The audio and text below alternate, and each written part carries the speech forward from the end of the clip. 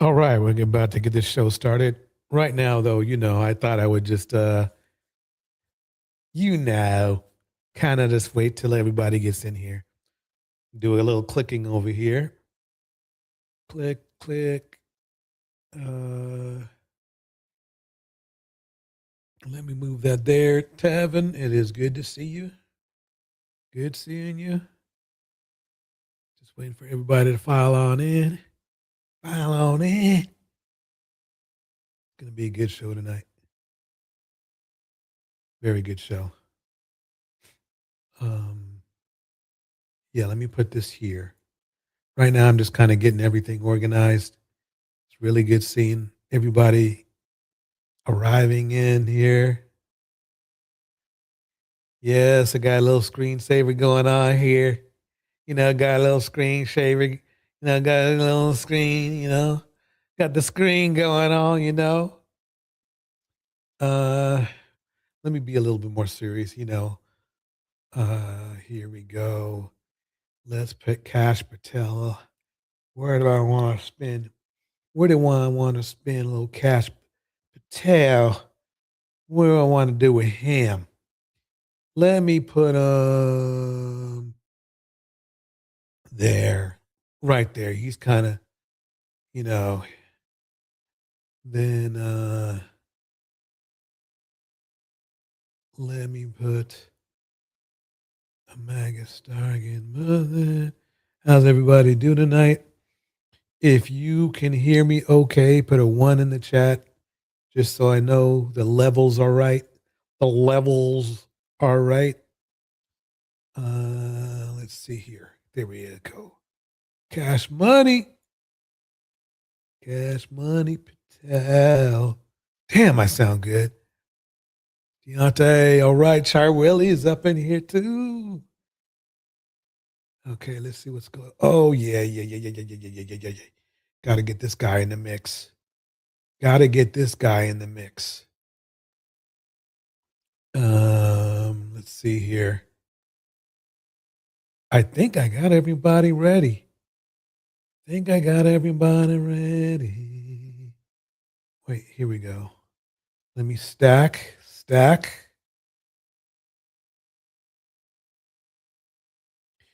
Byron Donalds. I guess I'll put him up on the other top. Okay. I think we're all set. One more thing now. One more thing. Um, where's it at?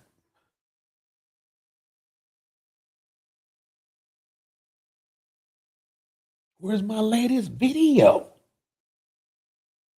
I got this. I made this mix. This mix is on point too. Y'all gonna love it. We got a great show lined up. Where is it? Where did it go? Let's see.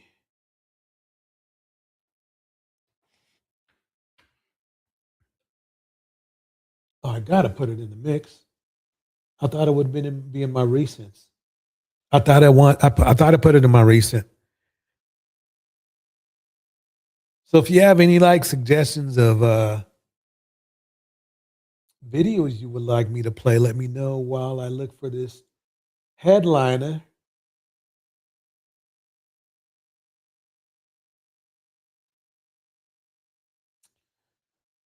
That should have been right there. That was the latest video I made. It's not in downloads. Should be JPEG. See, the other ones are there. Okay. All right, let me get started with something else.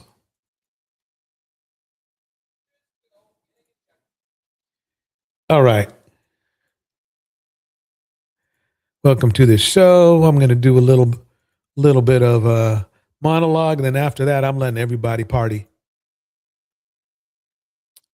I need to wash my dishes. All right. Um,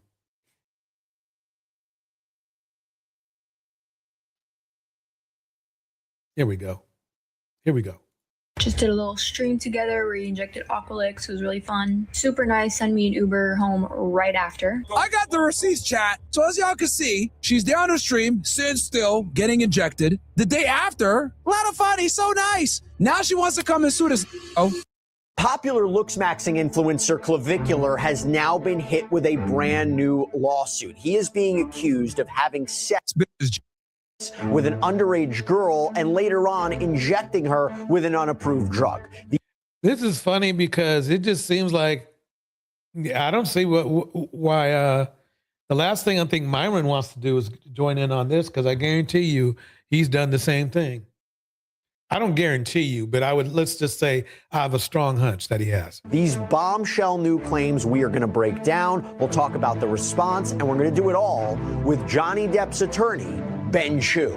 Welcome to Sidebar, presented by Law and Crime. I'm Jesse Weber. Yeah, bro. This is, and she comes from like a rich family, and like I've seen some tweets that are very questionable about her credibility. By the way, if you're watching this and you're into content creation or you're putting things out on social media, you might be wondering, how do we get all these clips out there so quick? Yeah. How do you get all these clips out there? Break it down for us.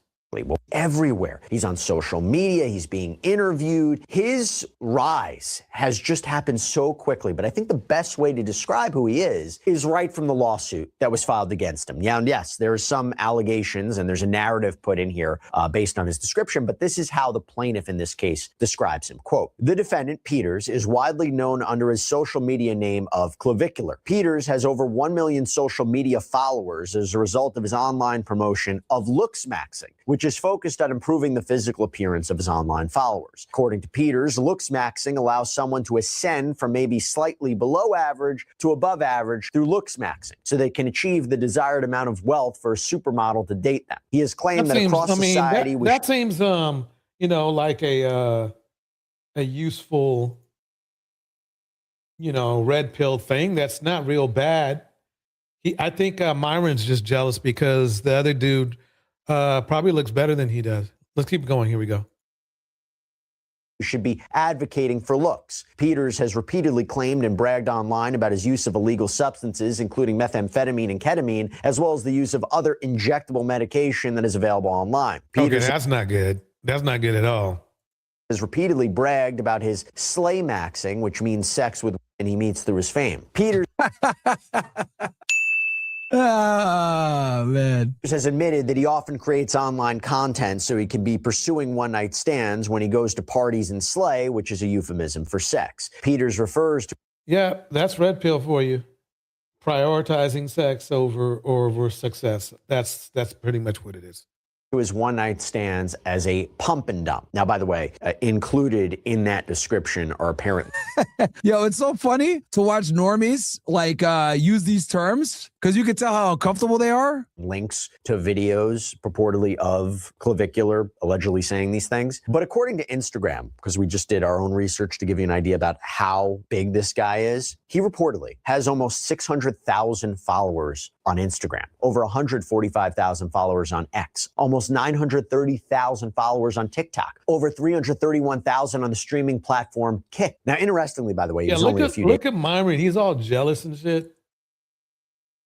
Look at him. He's seething because he sees this Clavicular guy as a replacement for him, which includes the underage women. Few days ago that he was reportedly kicked off of YouTube for allegedly creating new channels. Yeah, YouTube is being... after already being terminated previously. People magazine... I've heard a lot of that going on.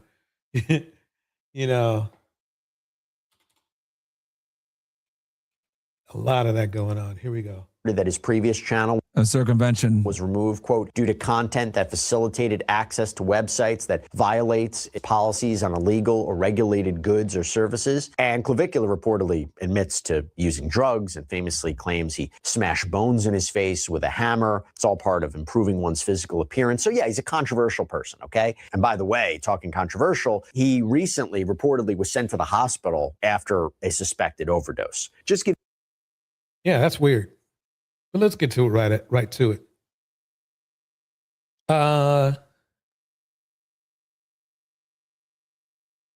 When people notice what they're doing, they say, well, you can't say that because of anti-Semitism. That's ridiculous. I am not going to respond to name calling. I'm going to respond to the facts. And the facts are what Bibi Netanyahu is doing in the Middle East is a terrorist campaign. Let's get right into it. I want to have you back on to get your perspective on some trending news headlines. So it looks like Candace teamed up with Step and Fetch It A. Smith. I think he's worse than her. I really do. I think he's worse than her. But let's keep it going. Here we go. Called the escalation between Israel and Iran a propaganda war. We all know what's been going on between Israel and Iran. We've heard President Trump speak about it. You've been on the record calling it a propaganda war. Explain that, Candace. Well, it was very obvious that this war was going to happen because the American foreign policy is dictated by Israel. And it was problematic that Bibi Netanyahu was increasing his rhetoric against Iran. And this is after they have effectively seized land in Syria. They were cheering what happened in Syria. We knew that it was going to wind up. I mean, the one thing I do agree with Candace on is that, we're getting played. America is getting played. This has strictly to do with making the super rich more rich by trying to steal oil. Not only rich here in America, but rich there in Israel. The regular people in Israel are in the same situation as the regular people here. Basically, we're being exploited as an excuse. They're saying they're protecting us, right? So they can go out there with a very expensive, high-tech military that, by the way, is costing a lot of money to us, not to the rich. So they can get more resources. That's what it's all about. Let me keep it going. Keep it going. Here we go. Up with Christians being mass murdered, which is what's happening right now. And what's happening in the Middle East, for those who aren't clear on this, is Israel is simply expanding its borders, whether that be by carpet bombing women and children, which we have not had a person with power effectively state that this is morally wrong, of course. And now it seems they also want to annex the West Bank. What's happening in the West Bank, which has nothing to do with Gaza, is the individuals that live there are being traumatized by the IDF. And so if you're paying attention, it's very clear that they have become increasingly radical, and they are effectively, as they always do, using the American military to fulfill their foreign policy interests because they are a small nation. They don't have the bodies to be able to accomplish that. They need the might of the American military to accomplish their... Right.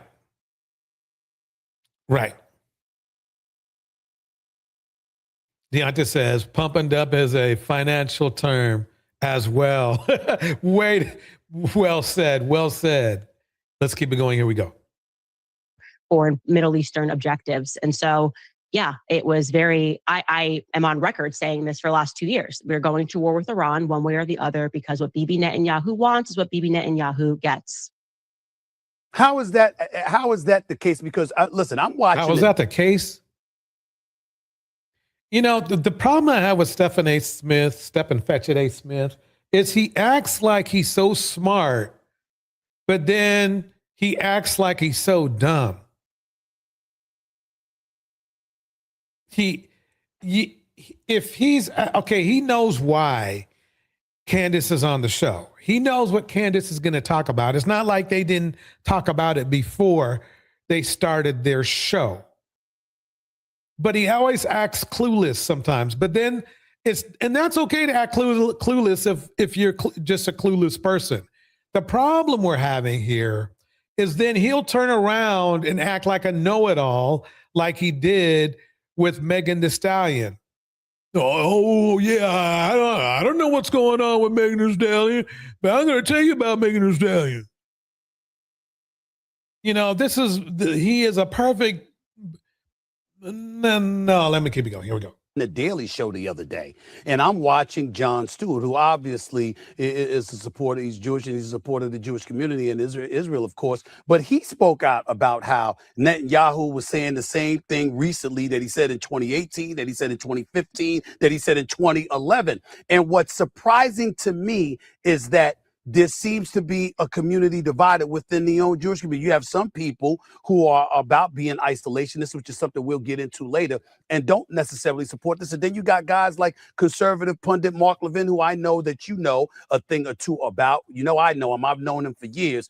And he is fixated on this. He believes that America should be involved. He believes that Iran is evil and that they need to be wiped off the face of this earth. And that essentially the threats. Yeah, that's the weird part. We're bombing them first, by the way, and somehow they're evil. It sounds like a playbook it was used first 400 years ago.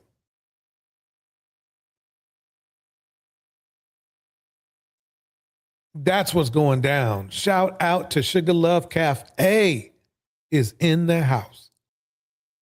Let's keep going. Here we go. That they've made, not just to Israel, but death to America as well, justifies the kind of things that we have been seeing. Do you have? I cannot believe this fool. Thank you, Candice, for showing me the damage that Israel does. See, Step and Fetch It. Hey, Smith he gets on my last nerves. He really does. This is what he was saying right here. I wish for one election that every black person would vote Republican. Really? You want to hear something surprising? That's not a bad idea, just not right now. Because there is a middle, let's see, the thing is this is how croonish this man is. Because he knows that this is the worst time for black people to vote Republican. I mean, you can if you want, but you've seen the results. What, 500 or 700,000 black women were like gone. And then check this out. They dropped the DEI thing, but then they themselves, the office of the government themselves hires highly unqualified people. Yeah, I think always keep your options open, even in politics. Just right now is not a good time. What? How can you say that? I said it's simple. It's simple. I'm gonna imitate him. Here we go. I said what I said in the house. Since 1964, the black folks. 1964, black people. We have been giving our vote to the Democratic Party at an We have been giving our vote to the Democratic Party. We have been giving our vote to the Democratic Party. What he didn't tell you is that black men haven't been voting that much historically anyway. So black women vote, and black women even voted for Trump a little bit more this time. And in return, a lot of black women got fired. I'm not saying that voting Republican is a bad thing. What I definitely am saying is that voting for a group of people that have made it clear they want to take the jobs from you. That's the problem. I mean, ignore labels. Go by logic. Go by what they say they want to do. Be a customer. When you vote, be a customer. Look for the things that will make you and your friends happy. If you're well off, you're wealthy and everything, maybe think about your friends that are struggling. Maybe there's some programs for them that might change your mind on who you vote for, because to you, it might only mean a couple bucks here, up or down, but for them, it might be whether they survive. And that's why Stephen Fetch and A. Smith gets on my nerves, because he is basically just another tool. He is worse to me than even Candace. At least Candace is intelligent and smart. And though He's not, he's what, as misogynistic as Candice might get from time to time. This fool right here, stepping fetch it, A. Smith, all day, every day. He doesn't like his own people. He definitely doesn't like his women, the black women. I won't say his women because who knows? So let me play the rest of it. Let me keep this going. Here we go. Exorbitant rate. Therefore, they know they got our vote, and they don't have to cater. Because what he's saying is this. Notice he only said the Democrats have had the vote for X amount of years. That's why we should vote Republican. That's the dumbest reason to vote for anybody to vote for anybody. You know, if it's like this, he sees what's going on, but is trying to con black people into making things even worse for us. I'm not saying like, you know, the Dems are like perfect. Hell no. But you don't want to jump out of a pot into the fire. And that's what's going on right now. Shout out to Henry Mars in the house. So if he's coming at you with really low level thinking. He didn't come at you with any stats, numbers, you know, articulate reasons why, instead of just, well, we've given our votes to the Dems. Be a customer. Be a customer. Vote for the products that work for you the best. And the thing is this. Let me keep it going. Us as much as we need them to. The Republicans know they'll never get our vote, so they don't give a damn about us. And as a result, we're the only community in America devoid of representation. So what he's thinking, and this is the dumbest thing, and Ice Cube tried this too, where at the last minute, Ice Cube says, no, we should hold our vote back. We should hold our vote back. And it's like, it's like, dude, Ice, that's something you should have been negotiating a year ago. This is before the elections, right? You should have been negotiating that shit a year ago. Now 2 weeks before, now you want to talk this shit? I said what Seth says. He sounds like a plant to me. Yeah, exactly. He is a plant. He is a plant.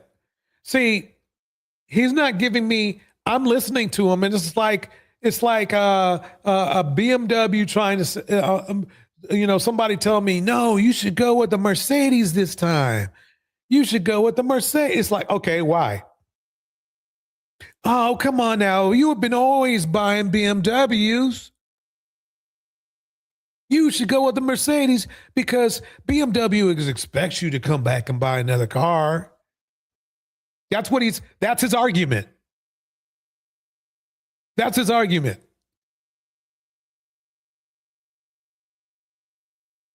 I mean, you see the product. You see the product, the MAGA product. You see the product. I won't even say Republican. Let's just call it the MAGA product. And it's not working for anybody, really. Quite honestly, it's not working for anybody. We're in a war, which is expensive. We're wasting and destroying resources, which includes human beings. Gas is up for no good reason. The key is sometimes you say, well, if you're paying $1 more, but things are getting better, that's okay. But you're paying more for things and things are getting worse. they would have been better off making a deal with Iran to buy oil.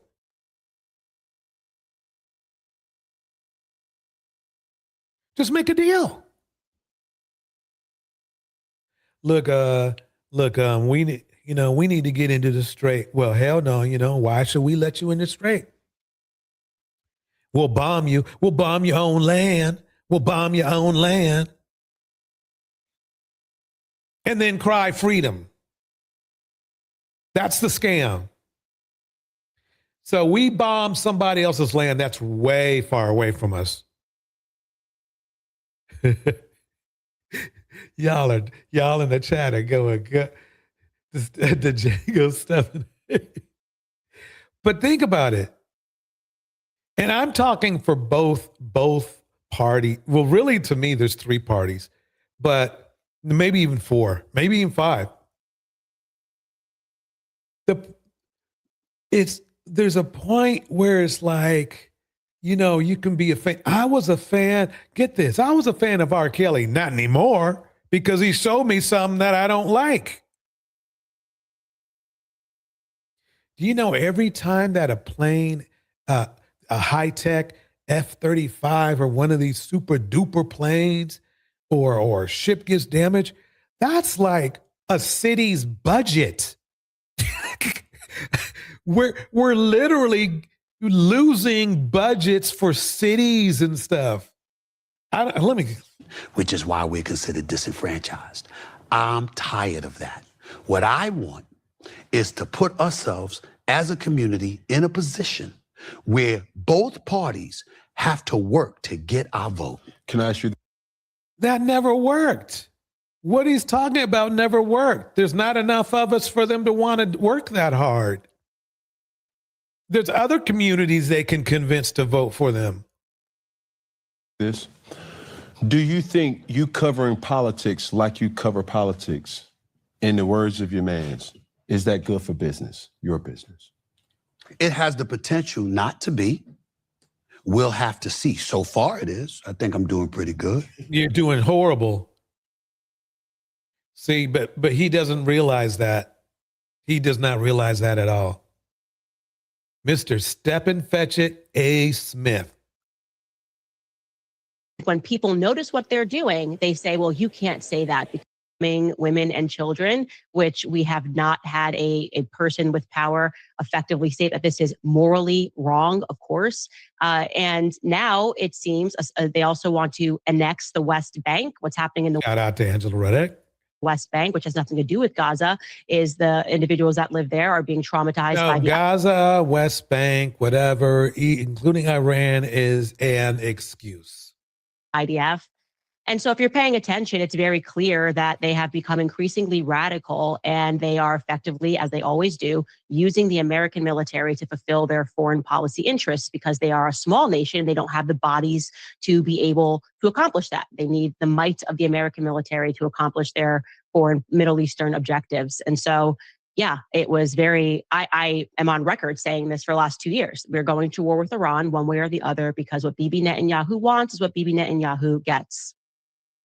How is that the case? Because listen, I'm watching The Daily Show the other day, and I'm watching Jon Stewart, who obviously is a supporter. He's Jewish, and he's a supporter of the Jewish community in Israel, of course. But he spoke out about how Netanyahu was saying the same thing recently that he said in 2018, that he said in 2015, that he said in 20. Yeah, Net wants to make some money.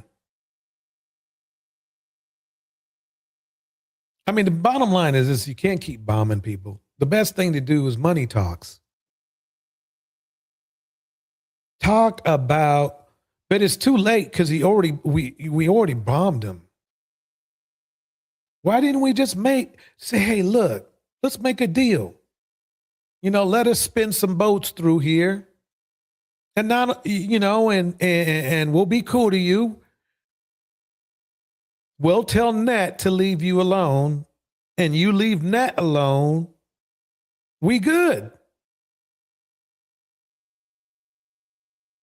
You tell Net to leave us alone, to leave Iran alone. Iran leaves Net alone. Iran, not only that, but we'll buy some oil. And it's going to be cheaper because we're already buying oil, right, from other people.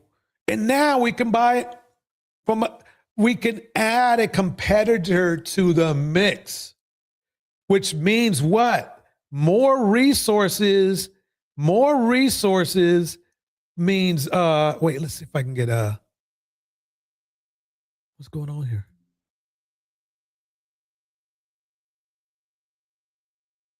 Hold on 1 second. Oh, I got it. Okay. Let me get rid of that right now. There we go. The more resources we have access to buy, not steal, the better pricing we can get on something we buy a lot of. Really, quite honestly, we shouldn't be fiending for oil like we do. It should have been gone by now. Everybody, let's face it, electric cars work just fine. Anyway, I'd like to welcome to the stage. I said what I said. And Deontay, how y'all doing tonight? Doing great. How you doing tonight, DJ? Doing good. Hey, doing everybody. How you doing, DJ? I said what I said. How you guys doing today? Doing great, Deontay. How you doing? I'm doing all right, man. Our power went out over here after a thunderstorm. It's very annoying right now. Yeah, but I'm fully charged up and everything, so I'm all right. Right on. Just remember, if I start playing a clip, but you see some or you hear some that you need to speak on, just say stop the clip. Don't be polite. Just say stop clip. Well, DJ, I just wanted to say something right now, actually, about Stephen A. Like you were saying, Stephen A. He does the same thing Charlamagne does on the political side. When he doesn't really want to touch on something and give his full opinion, and he's talking to somebody that he consider an expert, he pretends like he doesn't understand when it's convenient for him. Right. Like if when Charlamagne sits down and does interviews on a Breakfast Club with somebody who is a Democratic supporter or liberal, whatever, and they start talking about the issues or the problems that's happening, sometimes he'll agree with them, but if they get too deep and he knows it's for real, but he don't want to say it because he don't want to, be looked at in that light, he'll start acting like he didn't know about it or he don't understand what's going on.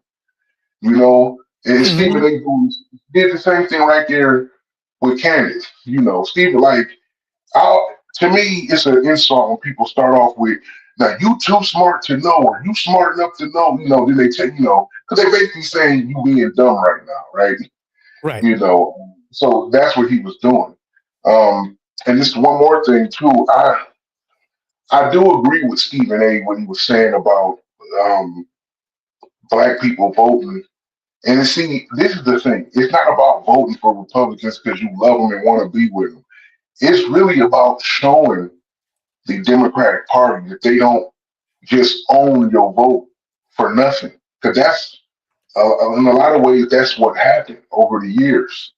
That's why they believe that they can just sing and dance and, wear fucking, wear the African kente cloths like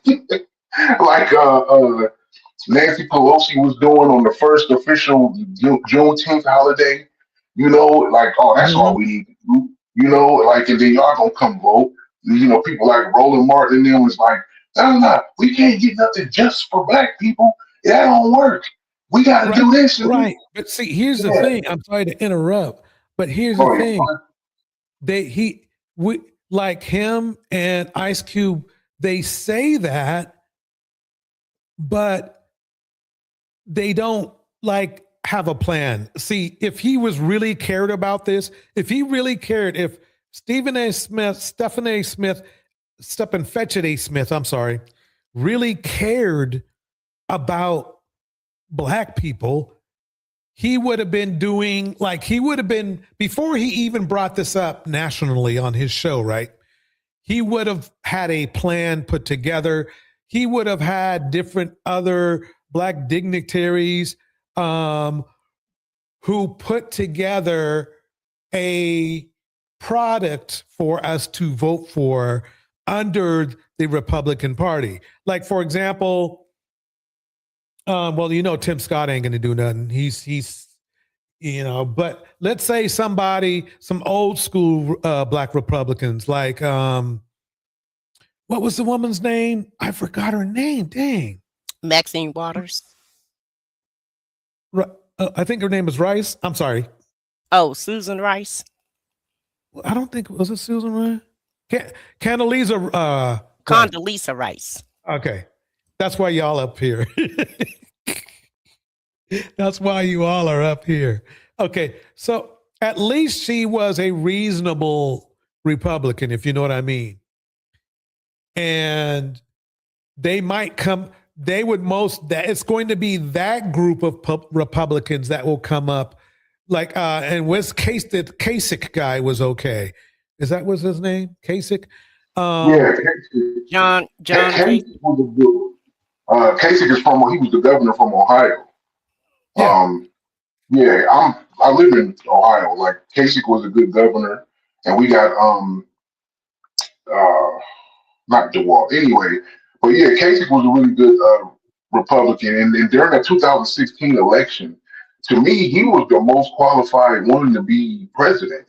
Over Jeb Bush, Trump, and all of them. But Trump just bulldogged everybody. Yeah. Yeah. So basically, yeah, let's put it that way. Well, let me just say this. Let me just say this. Black people, and I'm just getting on us right now, okay? Because we whine and we cry, and we always saying that we're not getting enough from the community, and they're not putting enough resources in our community. We're not getting enough on our side of town, for whatever the reason is, right? Whatever the complaint is, and that's fine and it's true. However, we don't vote in the local elections. The local elections matter more than the federal elections matter. And then once we get behind a candidate and we can actually get that candidate up in office, we don't hold them accountable when they get there. Because when you put them in office, you got to hold their feet to the fire. Because if you don't, they're going to work on whatever projects that everybody, that's was popular or what they feel like is going to get them reelected. Because most of the time, if they're left, everybody going to the center when it's time for voting, because they know they need, the right in the center or the left in the center. You need a collective of votes to get in office. And so if we don't push them to adhere to our agenda, we're never going to get anything. And then it's not enough of us voting. Right. Okay. A lot of us will say, well, my vote don't matter. Well, if it didn't matter, they wouldn't try to do everything they can to try to keep you from voting if your vote wasn't that important. And so I feel like the Democrats are the lesser of the two evils. And sometimes, yes, you do get a Republican president that try to be the president for everybody, because George Bush robbed us blind, but everybody was able to do some things while George Bush was in office. He didn't just cater. He didn't just cater. No, the second Bush, not the first one, the second one. The second, in my opinion, the second Bush allowed everybody, to get in basically anything you wanted. If you wanted to take advantage of it, he opened the doors up for everybody. Even though he was robbing us blind too, he filled his pockets up also, like Trump is filling his pockets up. But the difference is Trump want to just fill up his pockets and not let anybody else have a piece of the pie. He wanted all for him and his family. But this coon in chief that you're talking about right now, I can't stand him, because he always want to jump on some bandwagon, whatever he feel like is popular, whatever he feel like what side the black side is on, he always want to go opposite. And he always want to come out when it's time for elections or what have you, because not that many people really listening to him about sports. So he's kind of, venturing towards what's popular, which is politics. Because let's just keep it real, Agent Orange, aka Shitty Pants, is keeping everybody fed and paid on social media with all the shenanigans that he has going on. Yeah, Well he played. is, and sports is actually outside of college football and the NFL. All the other major sports, especially the NBA. I mean, the playoffs are happening right now. Don't nobody give a shit. At least not enough Right. people to where. I mean, none of the men in my family are even watching. This is crazy because we used to go hard for the NBA. You know, not even watching it. I know it's a lot of YouTube channels I watch. Ticket TV. Oh, DJ, I Jasmine think you know who Crockett that is is. looking for a job now. Oh, sorry. No, He used to no, talk about sports all the time. go ahead. Go Oh, ahead. Go ahead. yeah, Chicken used to talk about sports all the time. Now all he talk about is politics, you know. So yeah, it's definitely become, you know, the forefront. But I just want to say one more thing about what you guys were, what you were saying earlier, DJ. The thing about the black people with our voting block, even though it's just, you know, 50 million of us and we're not a huge, you know, group. If all of us voted just for one side, it's not gonna make, you know, change much. At least it appears that way until you factor in that, you know, about 40% of the country is Democrat, 40% is Republican. That 20% in the middle are like the people who might be registered the one way, but they'll vote back and forth between parties and independents. So if you notice every election is pretty close, right? It's really just like that 3 to 5% of a difference. That's what we represent as a bloc for the Democratic Party. Because we've been Okay. voting 90+% for so long. If they can get at least 80 or more percent of black people to vote just Democrat, that's that extra little 3 to 5% push that guarantee them to win in these federal, you know, and even the statewide one. Because I said what I said is totally correct. The local ones actually matter more for us than it does the federal, because that's what really affects us the most is our local governments. Got it. I got this new clip, y'all. Check it out.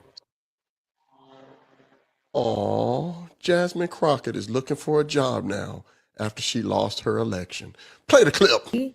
But I'm a whole lawyer. Oh my God. So She a whole I will lawyer. potentially go back to practicing law. You need a job. I'm engaged in conversations with some law firms about what that would look like. I By the way, shout out to Minerva's World in the house. Thank you for coming, Minerva's World. Angela Reddick's in the house as well. want to be semi-flexible as it relates to the practice of law, Get to this book. because I absolutely want to get to this book. You know, it's amazing how quick and different her accent is now. I mean, what happened to that ghetto ass persona that you was putting on, trying to relate to your ghetto ass constituents?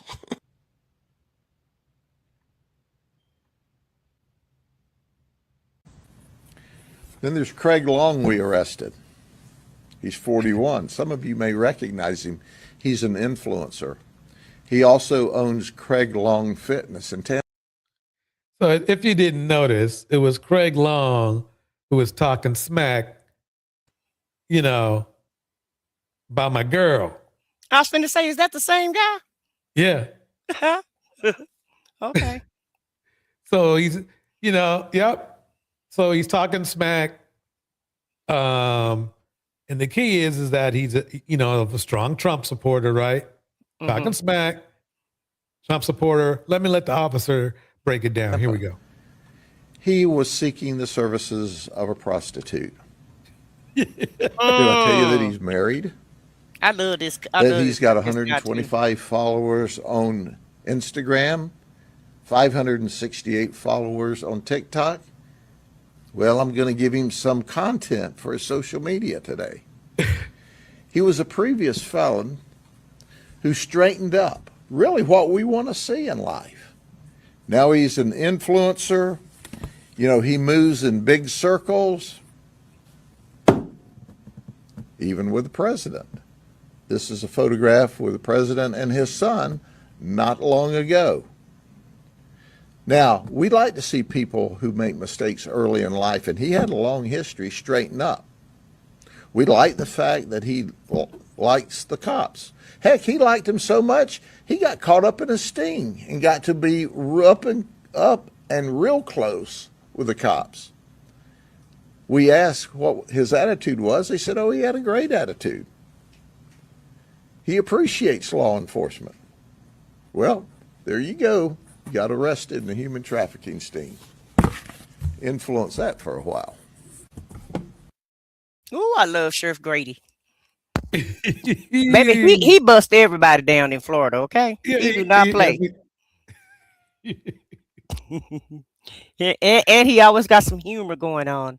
And that's who MAGA is. You know, most of them are criminals, crooks. Allegedly, they're criminals, crooks, pedos, and, you know, just everything under the sun. But, you know, with him taking pictures with Trump and Don Jr., that let you know that he's being paid to, you know, go against whoever, any Democrat that they tell them to go against. And that's what part of social media is at this point. You have a lot of people getting paid to spew out a bunch of bull crap against the other side. And right now, you know, some of the biggest MAGA influencers are gone. Joe Rogan, Ben Shapiro, Tucker Carlson. They're all falling like dominoes, one by one, and they're all turning on Agent Orange one by one. And, you know, Alex Jones even goes so much to want to cry because the economy is not going the way that he wanted it to go. And so I'm kind of conflicted on whether or not I want to, you know, have any sympathy for any of them, because in my opinion, y'all the reason why we're in this crap that we're in right now, because y'all wanted to be racist, or y'all just wanted to get paid. And like you said, you weren't thinking about your neighbor. You were just thinking about yourself. Right. You know, you didn't care about anybody but other than yourself. And now that it's, you know, we got a dictator in chief in charge now, you know, that want to be a dictator. And now he's not catering to any of y'all. Matter of fact, he told them a couple of weeks ago, he didn't even need them and he didn't care nothing about them if they didn't want to go along with this war. Well said, well said. Let's get let's keep it going. Here we go.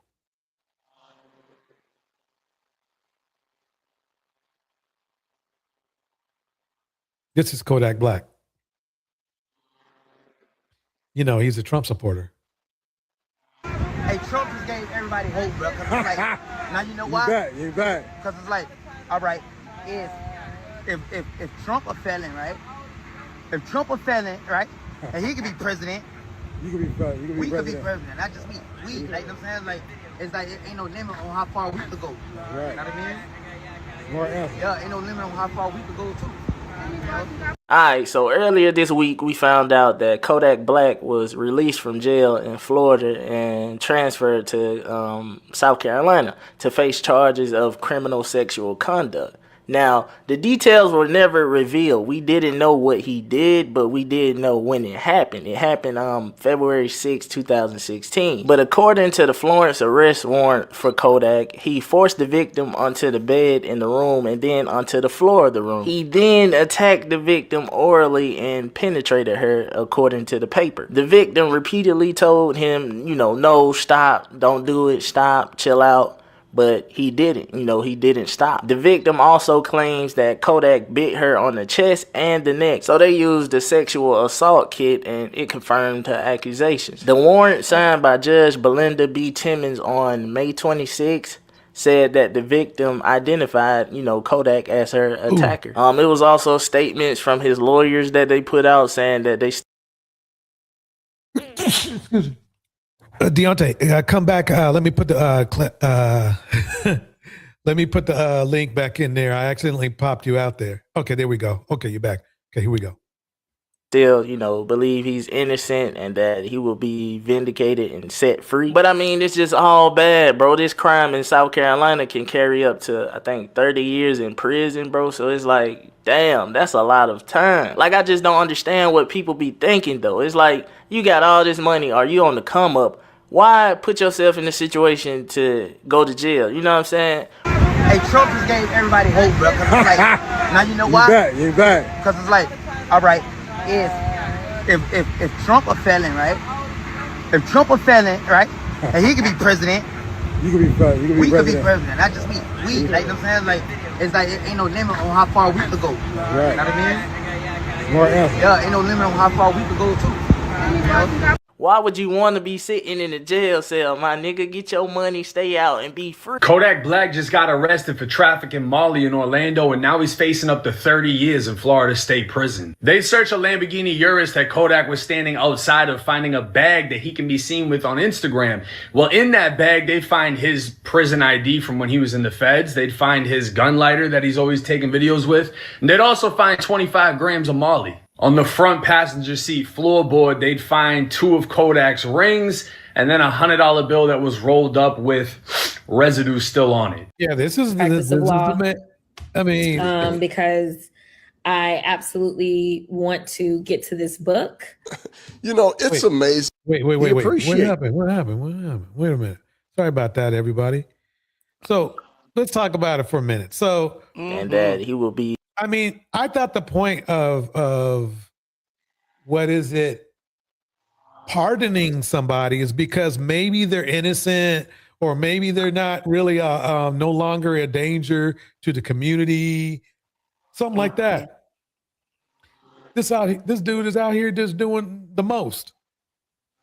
And it's a lot of MAGA people that he pardoned that's being rearrested for crimes because, you know, the thug in chief don't mind letting a criminal out. And you see how this fool was saying, you know, he'll criminal, so and you know, you can do criminal things and still be the president. What a warped sense of thinking that you have to even want to be a criminal and expect someone to respect you or expect someone to vote you in as the presidency, you know, into the presidency. And that's the stain that Agent Orange has put on the presidency, because it used to be revered as a highly respected office, and now at this point nobody respect the position anymore because of him. And based on his hairstyle alone, he should have went to jail just based on that damn hairstyle he got going on. Kodak Black. Yeah, they could have arrested him for his hair being out of control. And then he got some damn 22s on a Tesla truck, you know. And I'm like, you look like this buffoonery has to stop. It really has to stop. But he just proved my point. It seems like anybody that support this dude, most of them, you know, it look like they all criminals. Straight up. I got some more. Vindicated and set free. But I mean, it's just all bad, bro. This crime in South Carolina can carry up to, I think, 30 years in prison, bro. So it's like, damn, that's a lot of time. Like, I just don't understand what people be thinking, though. It's like, you got all this money, or you on the come up. Why put yourself in a situation to go to jail? You know what I'm saying? Let me go fast forward. Oh, okay, here we go, right here. Perfect. Get on a fitness journey and bounce back.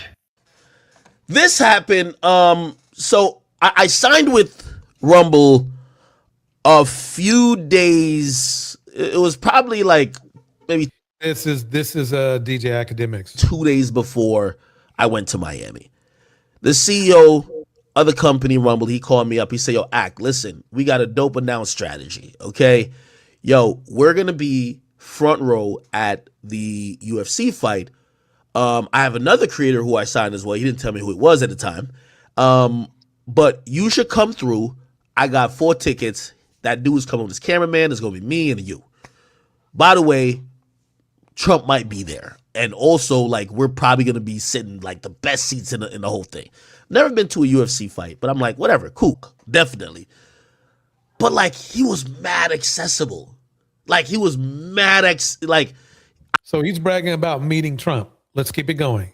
I literally could have just like at any time during the fight, just like got up and just like whispered something to him real quick. You know what I mean? Hip-hop personality DJ Academics accused of rape and sexual assault. A woman filed a lawsuit claiming the YouTube commentator drugged her at his house in New Jersey in 2022. She says 2 other men also attacked her at the property earlier in the evening.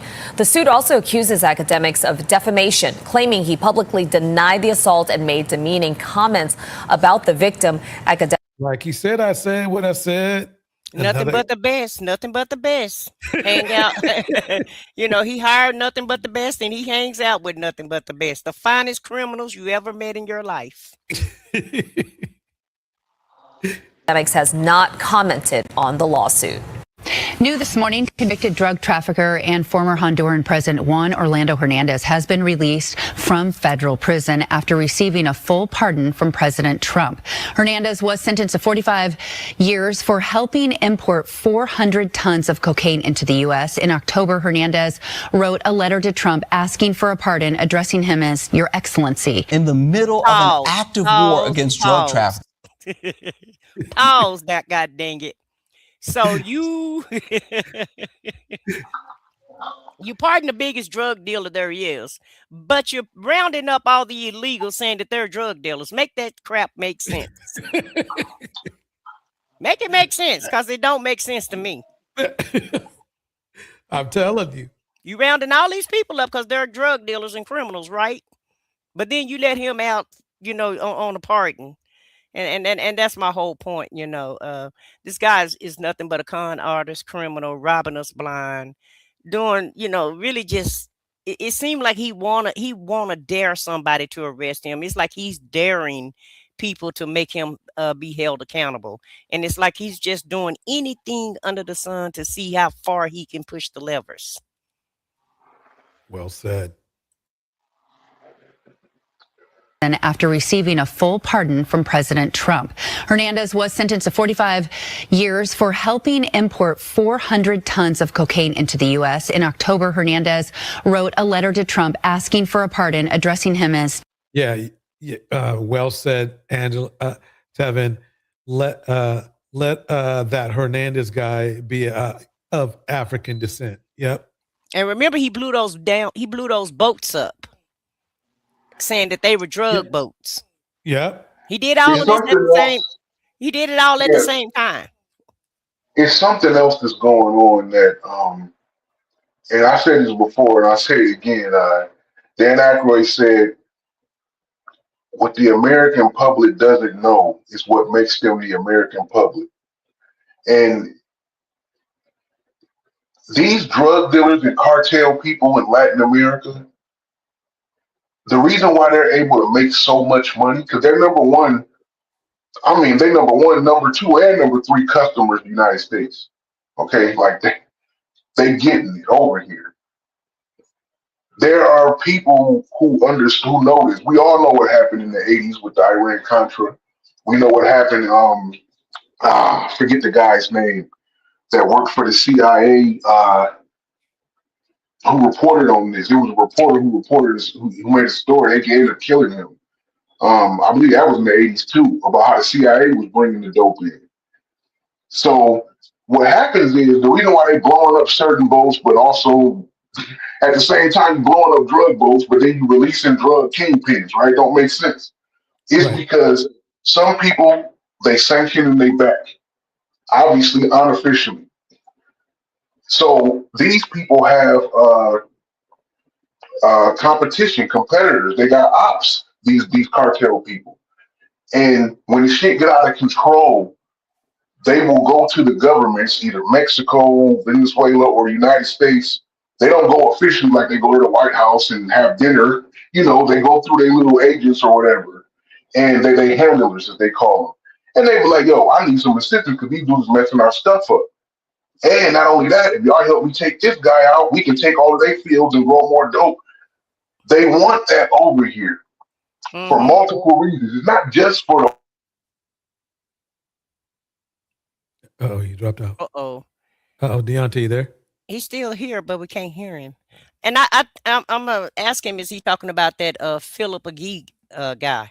Because that's the one that I know about that was a whistleblower in the 80s. Yeah, I'll play a little bit more until he gets get back online. Your Excellency. In the middle of an active war against drug traffickers, Donald Trump has pardoned a man who smuggled in enough cocaine to give every American resting Kash Patel face.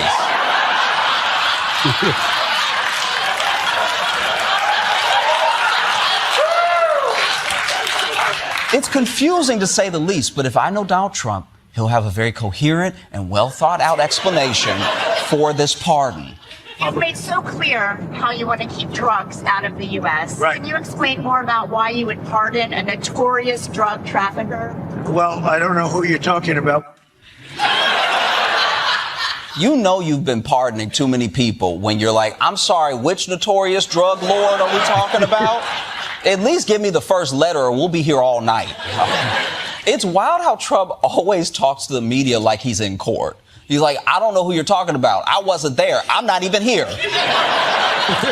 But after they reminded Trump who this guy was, he did have some semblance of an explanation.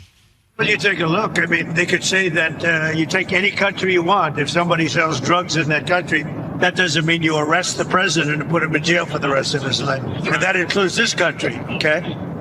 To be honest, I mean, if somebody does something wrong, you put the president of the country in jail.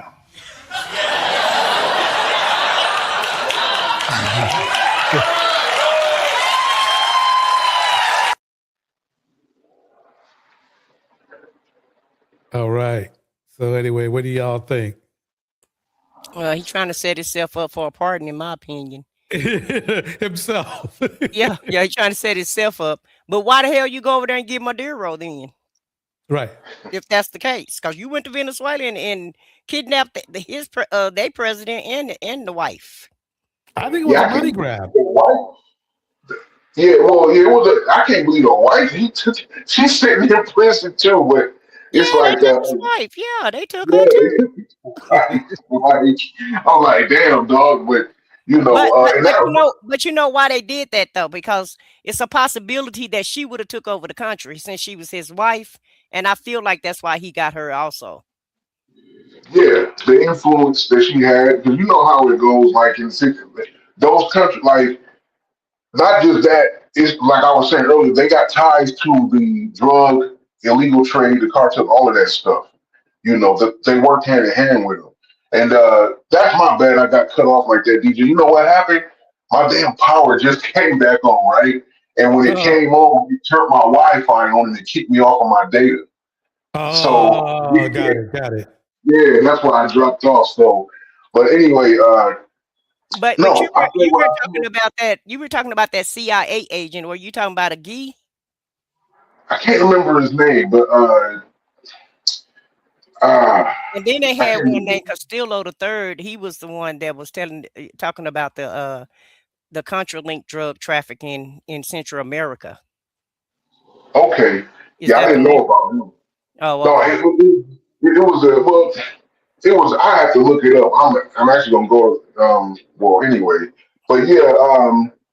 I just want to just piggyback off what you just said about Trump getting setting up a pardon, right?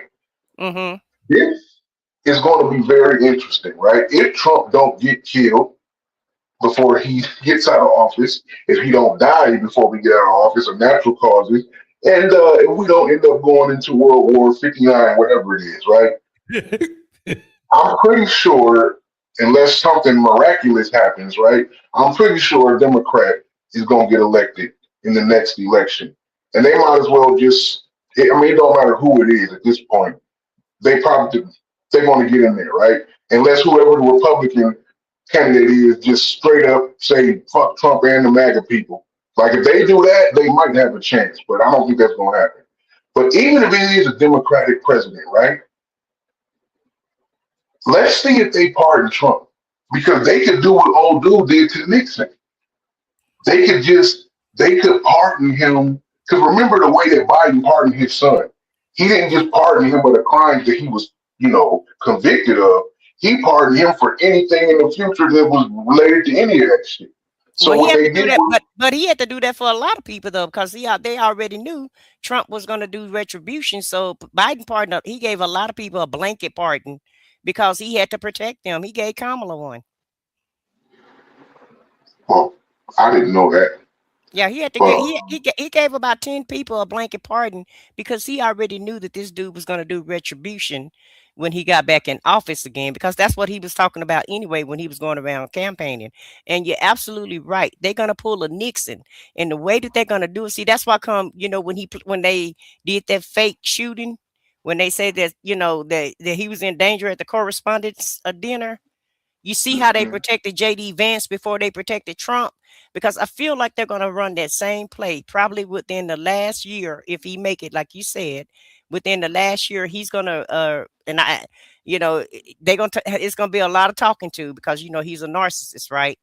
And in order to protect him, he's going to have to make JD Vance the president, so that JD Vance, with the promise that JD Vance is going to pardon him before he get out of office. Guaranteed that's the play of the day.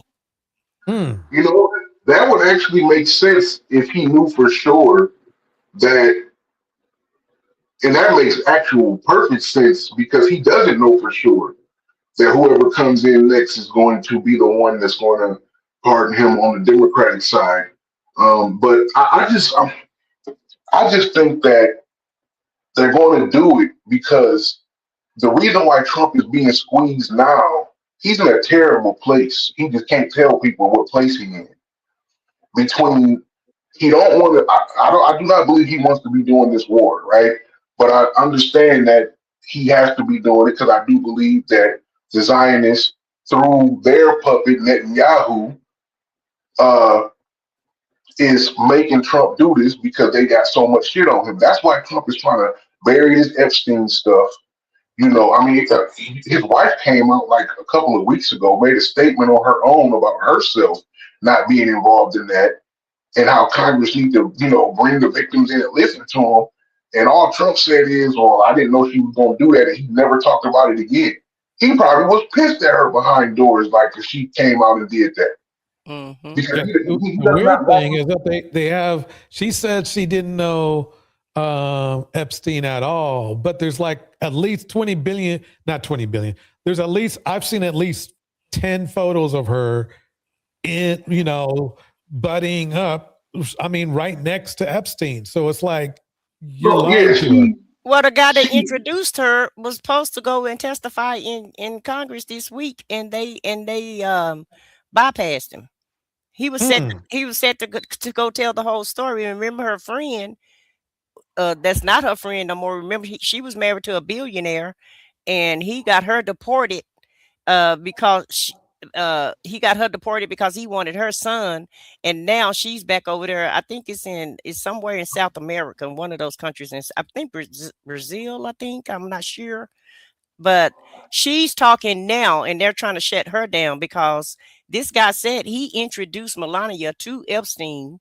I mean, he introduced Melania to Epstein, who in turn introduced her to Trump.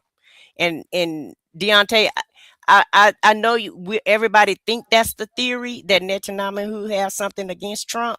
I don't think that's what it is. I think they both criminals. They both went in the back room, got them a cigar. Well, Netanyahu got him a cigar. Trump got him a line, allegedly. Did him a line, allegedly. And then they talked about this uranium that they're going to get from Iran. I think they're trying to, it's some reason Benjamin Netanyahu been wanting to do this for the last 4 years. No other president will go along with it other than, the narcissist in chief decided to go with him. But I guarantee you it has something to do with their oil and their uranium, and Netanyahu want that, because that's a lot of money for electric cars and whatever else, batteries and whatever else they're going to make out of that mess. I guess bombs or whatever. I don't know. I have to do the research of what uranium, what you can make out of uranium. But for whatever reason, it's like a precious metal to him. And I think they went in there and made a deal and thought that they were going to make a lot of money. And also Netanyahu probably promised Trump Gaza, because in Gaza, Trump was talking about putting golf courts and resorts and country clubs and everything in Gaza. Remember, he was talking about how they have beautiful beaches and how the land could be so beautiful over there. So I think it's more to that. I don't think this is about Epstein. I think this is about money and power. Yeah, no, it's about power, right? But it's not they're not having an issue with the money. Now, personally, having money for your personal use is one thing, right? But like, if you see the most powerful people in the world who really own and run everything, for example, the Rothschild and Rockefeller families, if you look at any estimated net worths that any of them have, people like Bill Gates, Jeff Bezos, it's probably like 30 or 40 people who have more individually more money than them, but they don't control more than them. So it's about the power. Like, so the reason why they want the Middle East to be all in control of Israel is, like you said, for the oil, right? They want the oil so that way they can control how much oil is going to Russia, especially China, India. China and India are really huge countries, and they basically outdoing America in every way, right? So but they need the oil though, and that's their number one supplier. If America and Israel runs their oil, then it doesn't matter how much money China, because China could pay for the oil, America would just say, no, you're not going to get it unless you do A, B, and C. And China doesn't want that. Like none of them want that. But Israel wants it and America wants it. It's just that the way that they're going about it is going to cause like a lot of death and damage, right? And the reason why Trump is doing this, and this is where Epstein comes in, is that they have him compromised more than any other president before. They've been trying to get him they've been trying to do this for a long time, since the 60s. They've been trying to do this, and they finally got somebody in there. Because if Trump wanted to do this for real, he would have just found a better way to do this in his first term, or he would have went right out and did it right out the gate when he got elected the second time. But they just got him, man. Like, that's what it is. And the uranium, most uranium actually comes from Africa. Like, that's where the Iranians got it from. They just got a couple 100 pounds of it. But all the uranium is, they can use it to make nuclear fission, to make energy, or obviously a bomb. All right. Let me play this clip right here. Here we go. A few days ago, I played for you guys a video of Candace Owens accusing Laura Loomer of having sexually explicit blackmail material on the president of the United States. Now, Loomer is furious and she is firing back at Candace Owens. She's targeting Candace Owens' husband and claiming, and guys, I'm not making this up, that he is a closeted gay Nazi who is pulling the strings and influencing everything that Candace Owens says and does. We have to dive into this bizarre story because this feud between Loomer and Candace Owens exposes everything that is broken inside the MAGA movement. All right. We're about to get into it. So yeah, look, Loomer, as you can see on the screen, Loomer's doing her little doxing. Mm-hmm. Getting a little dox on. This is what people do when they start to lose. They'll go to the dox. And take down these awful human beings in the MAGA movement like Laura Loomer and Candace Owens. We'll get into this as well. I blurred that because I didn't want to dox anybody. By the way, this is Mike Nellis. License plate number. And did you hear what she said? I didn't want to dox anybody. But here it awful is. Human beings in the MAGA movement like Laura Loomer and Candace Owens. We'll get into this as well. I blurred that because I didn't want to dox anybody. She's got everything up there, but she doesn't want to dox anybody. And his license plate number. I'm just going to actually stop right there because the idea that Laura Loomer is blocking anything off on her show because she doesn't want to dox somebody is ridiculous. Laura Loomer personally doxed my home address, posted photos of the front of my house. Now, the little secret that she doesn't know is that I had already moved from that house. So unfortunately, I had to call the new owner of the house and explain to them who the hell I was and why a crazy right-wing lunatic with access to the president of the United States had just doxed their home address. And luckily we made sure that those folks were safe. We made sure that me and my family were safe. But again, Loomer doxes people at the drop of a hat. So I find it somewhat suspicious that Loomer, who has gathered personal information about Candace Owens and her family and is broadcasting that information on her show, is suddenly so hesitant to dox and release this personal information. I don't know what that's about. It's either that she's making all of this up and she doesn't want anybody to verify it, or they're doing something that we know that MAGA influencers do all the time, is that they're ginning up controversy inside their own movement to distract people from other stuff and to create more attention for themselves to make money. But you know, what's really interesting about his license plate number is it starts with 88, which is 88. Now, Candace Owens is a vile Jew hater, and a lot of people have been wondering, like, where did Candace Owens get her Jew hatred from? Did she get it organically, or did she get it from her husband? And what I think is really interesting is she never used to even be religious, and then she started dating this guy who's Catholic, and they got engaged after 14 days, and now they're married. Is that true? You guys I don't know, but that's very quick. It's true. She did. They got engaged within a few weeks of them meeting each other for the first time. She claims that she had a dream months before she met him, and she saw him in a dream. She said it wasn't like exactly him, but she just saw, like, you know, and when she saw him in real life, I guess he had the same experience, and it just happened. But I mean, shit, they've been married for some years. They got, I think, 4 kids now, 3 or 4. So yeah, it's love at first sight, baby. yeah. And then his license plate starts with 88. Well, you can look. Let's just stop right there, because Loomer is such a vile conspiracy theorist. It's just such a stupid attack that she's leveling on Candace Owens. And I'm loath to defend Candace Owens, because while she is not nearly as bad as Laura Loomer, she also spreads unbelievable amounts of lies and disinformation and conspiracy theories on her show. She was all buddy-buddy with Donald Trump and his movement until it was no longer good for her growth and her audience to do so because of the economy, the Epstein files, the war, everything else.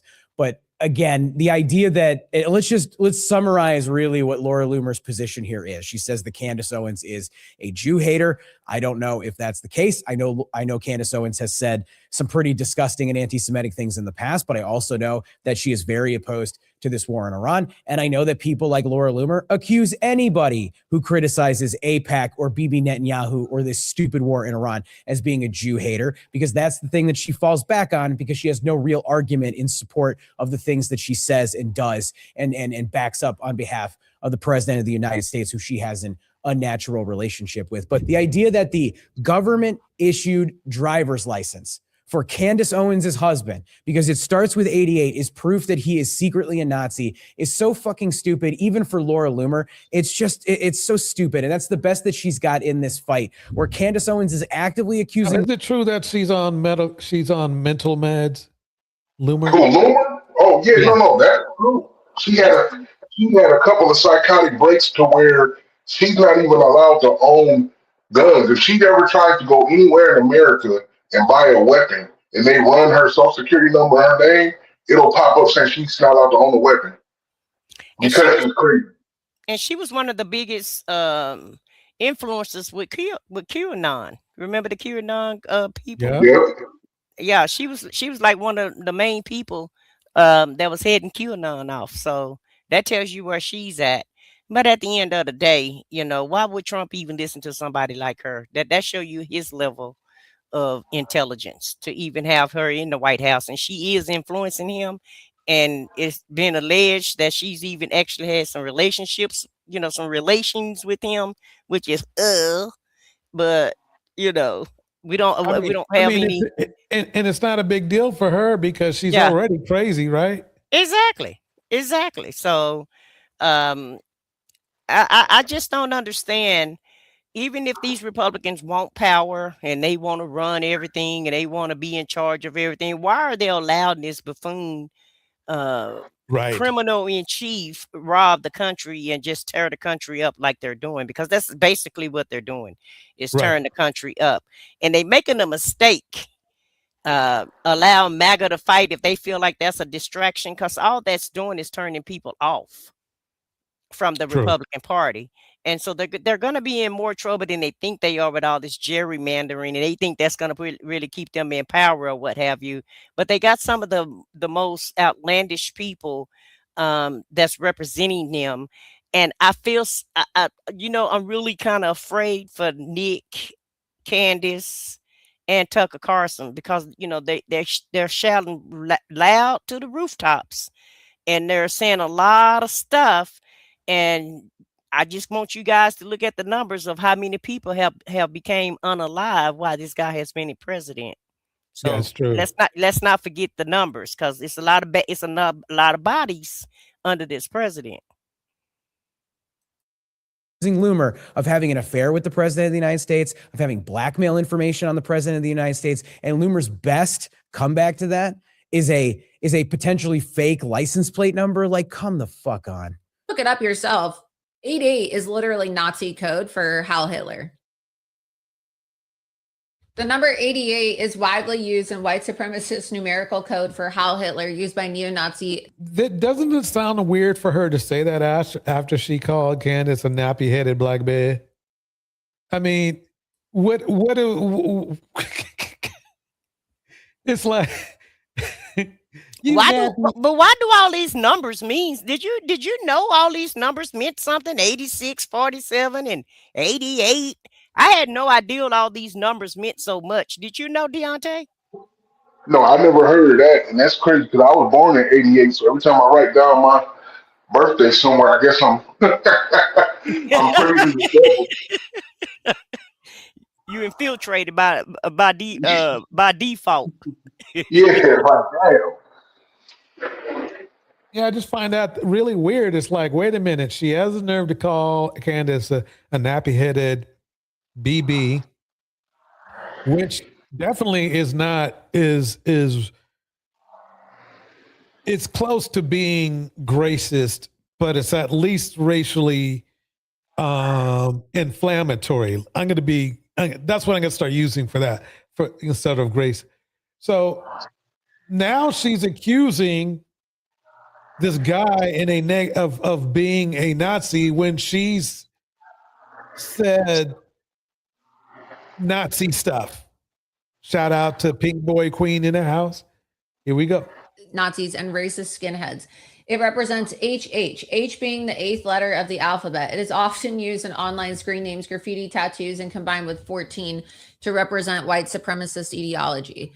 So let's stop right there, because I'm supposed to believe that a white supremacist married a famous black woman in Candace Owens, which is, again, insane, just insane. But, Laura Loomer picks and chooses when she's upset about Nazi symbols, picks and chooses when she's upset about white supremacists. She would have no problem cozying up to Nick Fuentes if it was good for her. She's got no problem saying nothing about all of the neo-Nazis and white supremacists that Donald Trump has installed in the government. I don't see her talking about Paul Ingrassia, who had to withdraw his nomination from a Senate confirmable position by Donald Trump and still works inside the administration for talking about how he has a Nazi streak. Okay, that guy is about as close to an open Nazi that we have in the United States government, and he still works inside the Trump White House, and nobody in Washington seems to care about it. Certainly not Laura Loomer. So again, it's all throwing fire. Situational. She's decided to levy a bizarre attack on Candace Owens because she's losing this fight. This story makes absolutely no sense, and then she's being selective about her outrage, as always. Loomer is, by far, one of the most corrosive individuals in American politics today, and we can all count down the moments until she becomes irrelevant in our politics, because her relevancy is tied completely to Donald Trump. The minute that he dies, the minute that he leaves office, she becomes functionally useless, because he's thinking just like you all are. He's either, why is everybody thinking this day gonna go? Baby, everybody waiting on that day, baby. Everybody waiting on Jesus to come back and get it. Really, Lucifer to come back and get his son. Everybody in the MAGA movement, for the most part, absolutely hates this vile woman. And everybody outside of that movement thinks she's an absolute bizarre weirdo and doesn't understand why she gets to go to the White House or gets to fly on the plane or gets to stay at Mar-a-Lago. Why do those things keep happening? The rest of us can't explain it. MAGA influencers like Candace Owens are scratching their head. And meanwhile, Laura Loomer is shooting videos about Candace Owens' husband's license plate number. So I think it's really interesting that Candace Owens never used to be this Jew crazed, and then she marries this guy who some people think is a homosexual. I don't even know. Now he's a homo. So if their kids are their kids. I don't know what the relationship is there. I don't know why they're living. They have two separate homes. Basically, she just shows she's proving to everybody that that she's a bigot, because now she doesn't like gay people either. Otherwise, why would you say that? I mean, let me keep it going. That are 2.3 miles away from each other, worth over $12 million collectively, hidden in a trust. I don't know. I'm just asking questions, as Candace would say, right? She loves to say, I'm just asking questions. Well, that's exactly what you do, Loomer. Like there isn't much difference in my mind between Candace Owens and Laura Loomer, except one is a hell of a lot more pleasant on the internet than the other one. Loomer is, honestly, it's hard for me to shoot this video. I find her to be such a deeply unpleasant human being who has attacked me and upended my life more than a few times by coming after me and my businesses. But she has made a career of whatever sort of bizarre loving relationship she has with Donald Trump and turn that into her ability to have this little island of hers, a big show on X, a big show on Rumble. She's not allowed on YouTube. She's not allowed on most social media platforms because she has so brazenly lied and spread hate. I didn't know she was okay. So I guess they did kick her off of YouTube. Oh yeah, she's bad, man. She worse than Kanye. Like, this girl is off the chain, and like, no, seriously, like she is off the chain. And Kanye has, obviously, everybody been talking about his mental, he's admitted multiple times, especially recently, he bipolar, he got married, he's trying to figure it out, right? But this girl is just crazy. And I do not know why Trump is dealing with this girl and letting it be known publicly. Like, so you are actually talking and taking advice, or at least agreeing with a known crazy person. Right. That's the crazy part about it. It's like, wait a minute. She is, what would you call it? Clinically a loon. I mean, you can call her crazy and she can't sue you. You see what I'm saying? And he's taking advice from her. So yeah, that's they got to use that more often. Whatever party, they need to use that more often. Aligned herself with terrible people. So again, this is all for show. This is all an attempt at best to hold her own in a fight where she's getting eaten alive right now. Because much like we've talked about how Ben Shapiro and the Daily Wire and other MAGA influencers who are seeing reductions in their audience size, who are seeing reductions in their engagement, Laura Loomer is facing the same. She is becoming less relevant by the day as Donald Trump's popularity declines, and she digs her heels in to defend this president who is an absolute failure. Wait,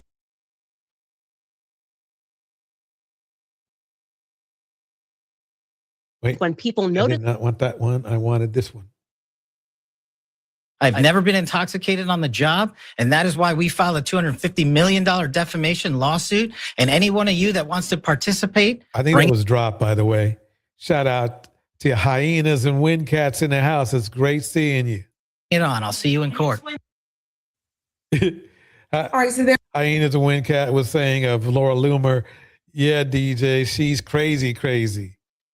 Here he is. Big Mike P, lizard face. Yeah. Yeah, that's about right. I mean, the whole administration is just nothing but a clown show. It's a whole big clown show is basically what's going on. And Trump always, I hired nothing but the best for this administration. A bunch of criminals, crooks, and buffoonery going on. Right, best at what?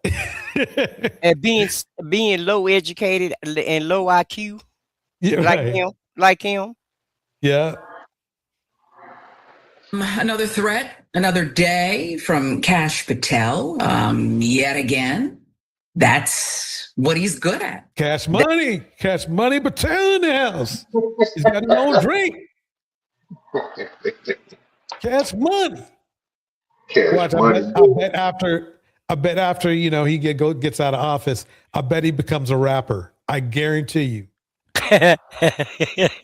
Cash Money in the house. Did you see Cash Money crying about his girlfriend being hidden in a closet during the altercation of the correspondence dinner? Wait, what? In the closet with somebody else? Yeah, everybody was running there. Well, first of all, Patel was outside looking for his woman, And when they did find her, she was in a linen closet. She was in some type of closet with this dude holding hands, and they was holding hands. You know, I guess they were hiding from the quote unquote shooter. Right. But yeah, you didn't see that story? No, not yet. I should correct myself. It's not hyenas and wind cats. It's hyena and twin cats. Oh, Twin okay. cat. Twin cats. Yeah, But that's yeah, a cool name. they had that story right after the correspondence dinner.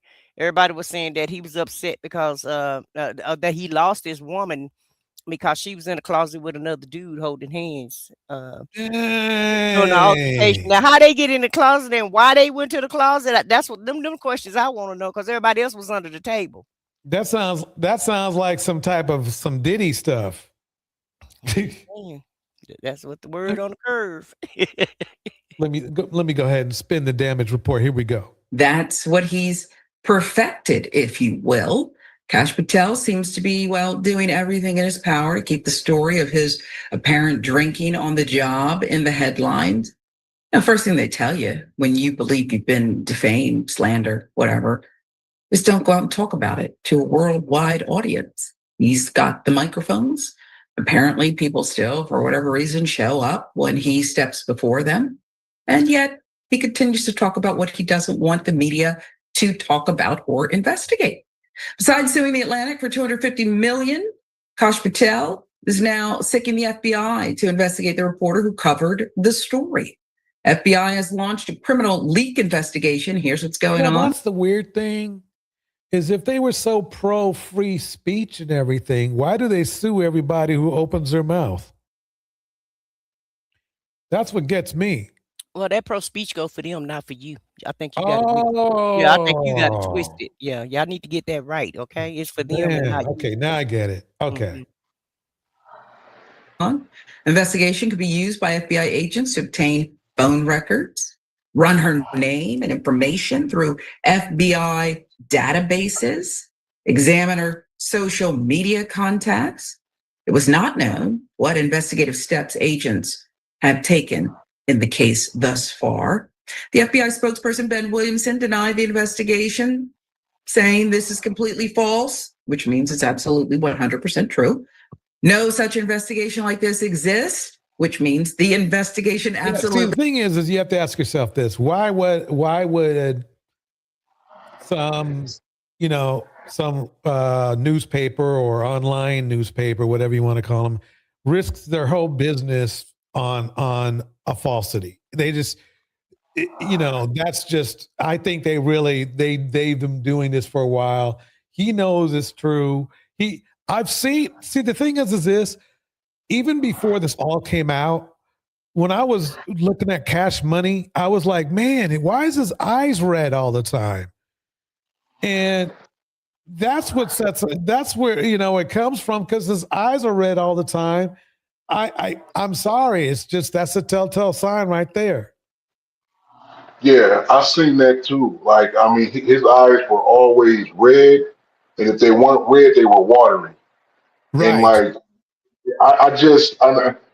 do you remember back in 2020 during the pandemic when they were having the campaigns and all the conventions were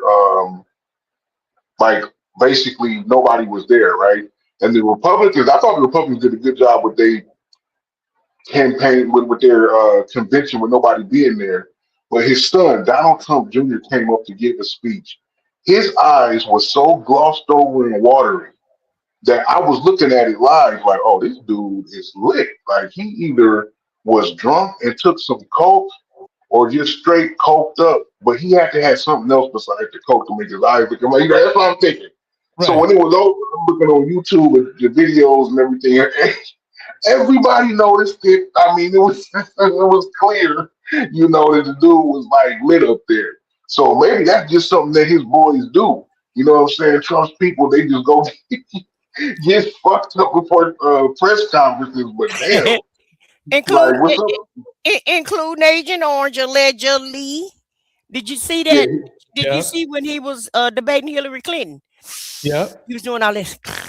All this snorting and sniffing and talking, and every time he talk, he sniff and whiff, and he acted like he was really, I don't know what he was taking, but he acted like he was really. I mean, the way he was acting, it appeared that he was on something allegedly. No, I totally agree. When Trump was during his first term, I knew that he was on something. And it wasn't really because he was showing signs of it. It was because I was looking at, I'm like, this dude got way too much energy for somebody his age and his size too. I mean, Trump is tall, he's 6'3", but the motherfucker, he's 270 pounds. You know what I'm saying? Like, so Right.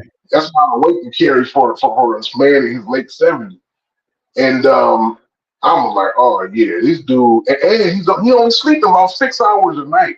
I mean, you remember when Biden was in office, his last few years, he was taking what they called them lids or whatever the hell, when he wouldn't do press conferences or nothing for a whole day, even during the campaign. He would take 2-3 days off at a time. Mm-hmm. He was tired. You can't keep up with that shit, And I believe, I think a lot of these guys do take this stuff. I mean, you'll be surprised at the professional corporate people who are making billions of dollars and making high decisions. I don't care if they're politicians who are on this stuff to keep them. It keeps them going, whether it's legal or illegal. So yeah, I believe Trump was on shit. He just ain't out of control with it. Well, then you say that dude that Trump pardoned, he had a lot of customers. He sure did. Yeah, who you think the customers are? Right. And Wall Street is the biggest customer, in my opinion. I was gonna say that, like the more stressed out your position is, and I mean, I'm gonna be for real with you, right? And I don't care who it is, Trump, Obama, whoever your favorite president was. I could not imagine the stress that they have on a daily basis if you really think about what they're doing, and they have to speak to the media every damn day and keep like 99% of the shit that's really going on that they know about out of the media and act like it ain't even happening.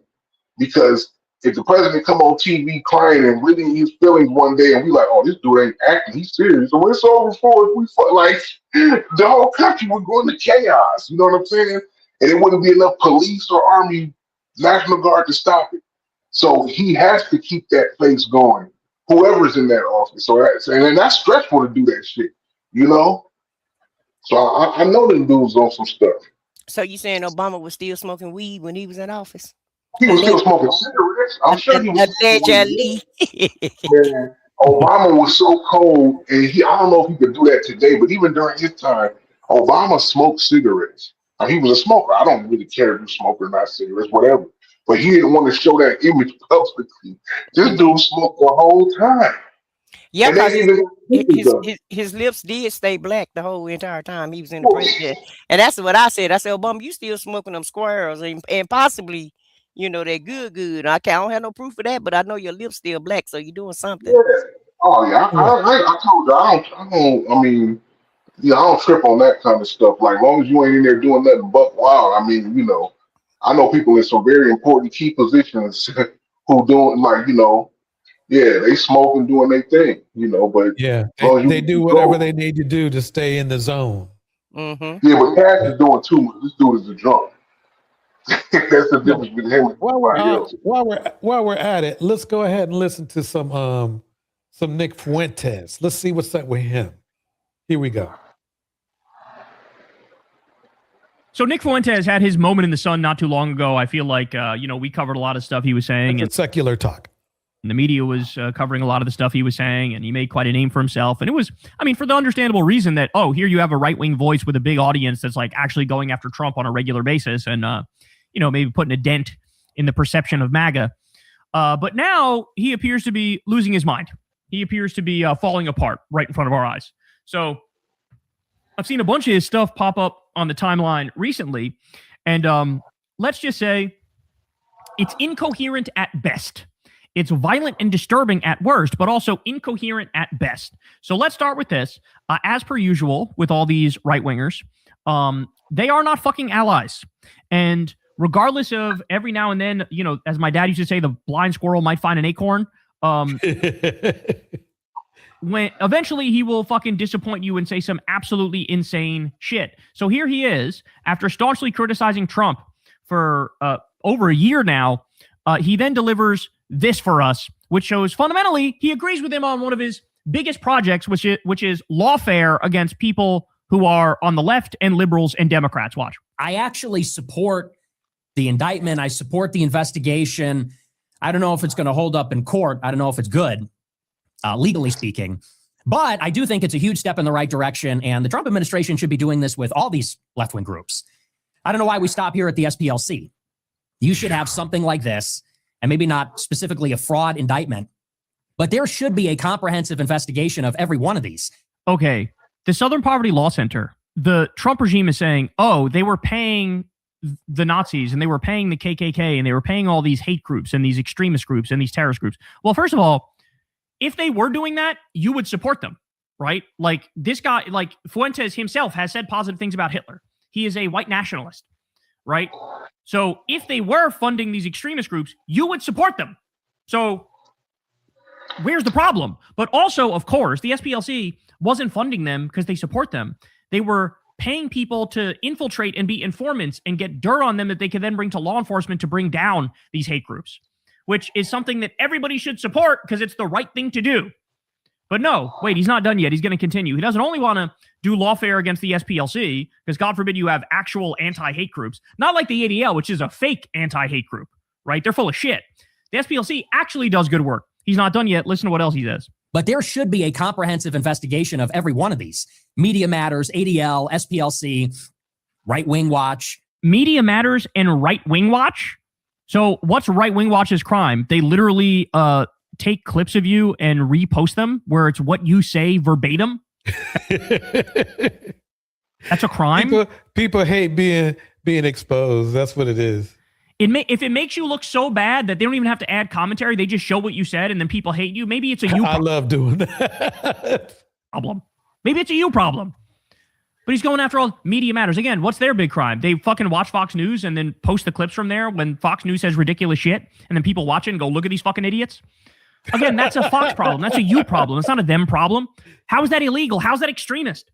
I mean, they're not even trying anymore, bro. This is just flat out fascist, authoritarian garbage.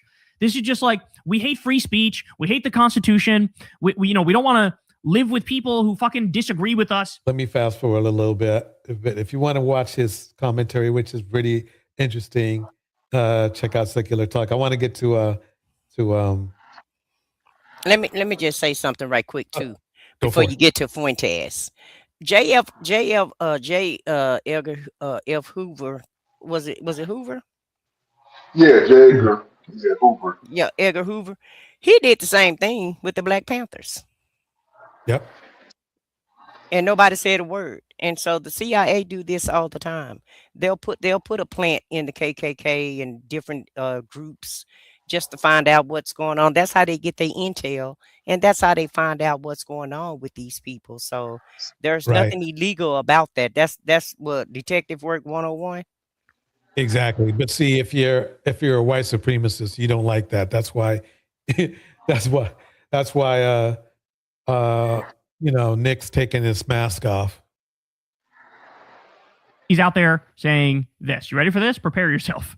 I care about affordability. I care about foreign interventions. I care about the border. I'm a non-woke moderate Democrat. I think the GOP needs to be destroyed. I think Here we go, y'all. The corrupt criminal government of Trump needs to be slowed down. We need to impeach the orange. It's time to put this nigga in a peach. Trump needs to be placed. Let me play that one more time. I hope. Damn. When did you say that? Well, I didn't know this was the clip DJ when I made that comment. Yeah. We played him on our show, but I don't remember. Okay. But when did he say it? On May the 5th, on Mayo Day. Oh, wow. 4 days. Oh, wow. Yeah. That's crazy. Yeah. You want to put that nigga in? Hey, look. Let's Why everybody feel so comfortable with saying this word? And that's what I was asking you last night about Chud the Builder. Did you get anything about Chud the Builder on there? What? On here? Oh, Jonathan who? I'm sorry. No, Chud the Builder. That social media guy that got kicked out for social media for going around antagonizing black people. Yeah. I don't remember him. That's one thing, though. That's one thing we need to learn from Nick is that he's quite comfortable around black people. He was when before Obsidian got kicked off of YouTube, he was chopping it up with him. They was on air. I mean, and that's why my theory about red pill creators, red pill creators they're really just really another hate group in my opinion, and that's why I think Fuentes was feeling comfortable. But on top of that, yeah, he's got he said niggas properly too. But the thing about this is, especially going back to what I said was asking about like it's the reason why they're so comfortable with saying that word is one because we made it comfortable for them to say like, and not only that because we made it comfortable. Now I don't mean we made it comfortable like we told them they could say it collectively as a group. No. But I do mean it from we use it so much and we put it in all of our music and songs. They are the ones who push it out to everybody. And the number one consumer of hip hop music, especially for a long ass time, was just, white women, girls, teenage girls, but it's white people. That's what going commercial means in our society. Whenever you somebody say, oh, he done crossed over commercial or mainstream or white people like the shit now. Right. Like I thought Kevin Hart was famous in 2005, Soul Plane and all that stuff. He wasn't really famous until 2010. You know what I'm saying? When he went commercial. Yeah. That's when I really understood what that meant. Like, okay, so he was famous for us, and we got a bunch of them. Bernie Mac is huge to us. White people love Bernie Mac too, but like to us, we made it cool for them, to say. And unfortunately, it's a lot of black people out here who, in their circles privately, they let white people say this shit all the time, including blacks in the industry, in the entertainment industry. Lil Wayne and Baby Birdman got caught letting a bunch of white people say nigga around them, including fucking Hulk Hogan. You know what I'm saying?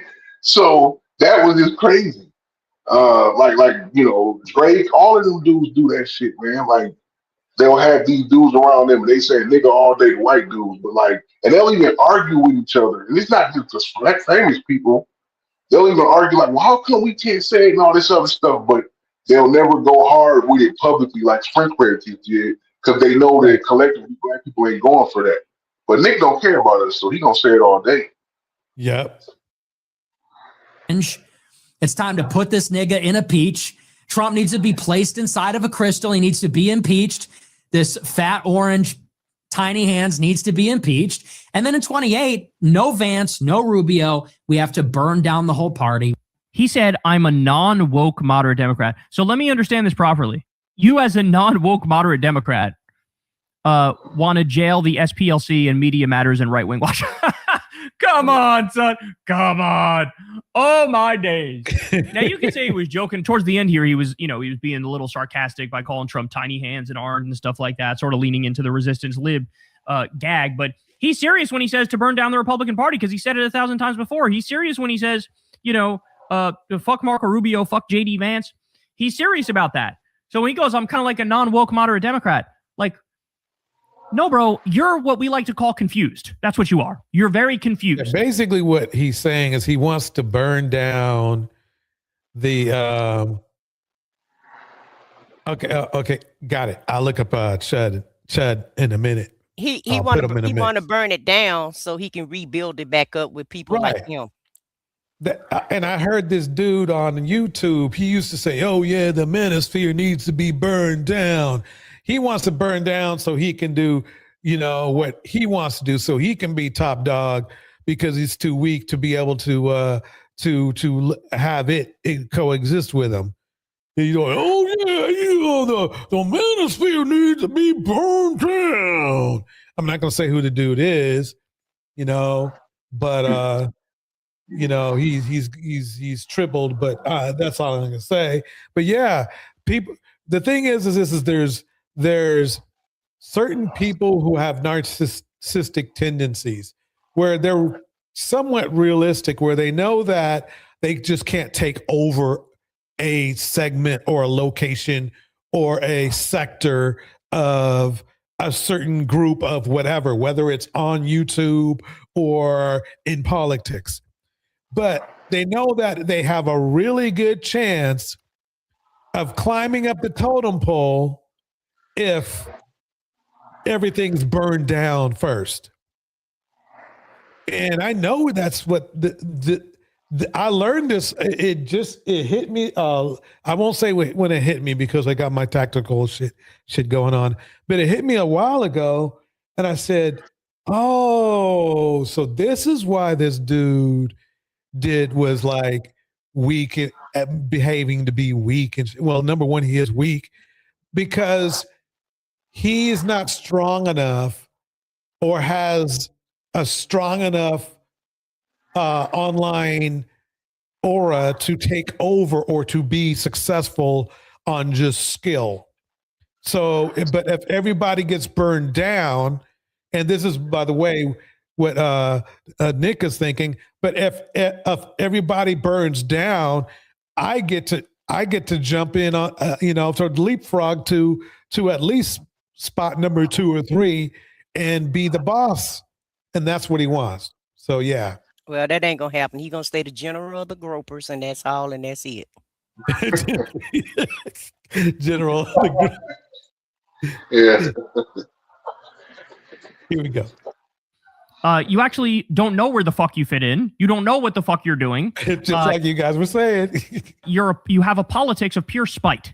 Yes, white nationalism is sort of the core of your political identity and your philosophy, but at the same time, you're sort of blinded by the fact that you're like a spurned lover against MAGA, where you feel betrayed, but now you're on a crusade against everything MAGA and everything Republican, to the point where you'd say stuff like, I'm a non-woke moderate Democrat, but also let's jail the fucking SPLC and let's jail Media Matters and Right Wing Watch and criminally go after them. Like, they're calling him the most incoherent man in America.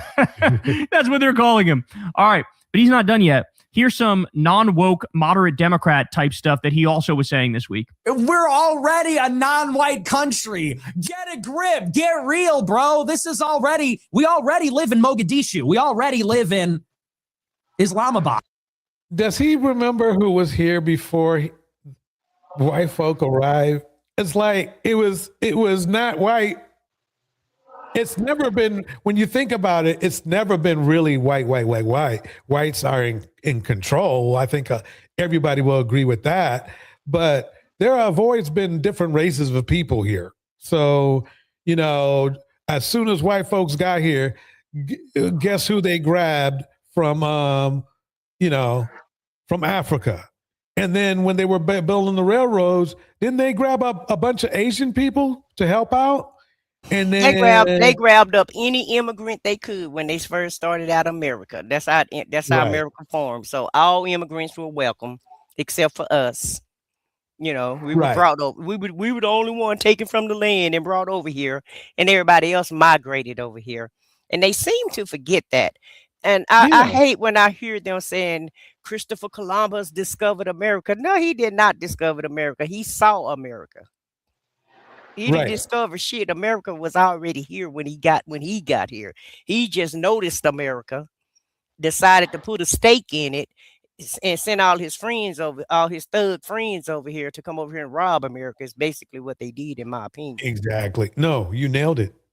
That's not even an opinion. That's a fact. Yeah, no, that's a fact. And the thing, white people, right?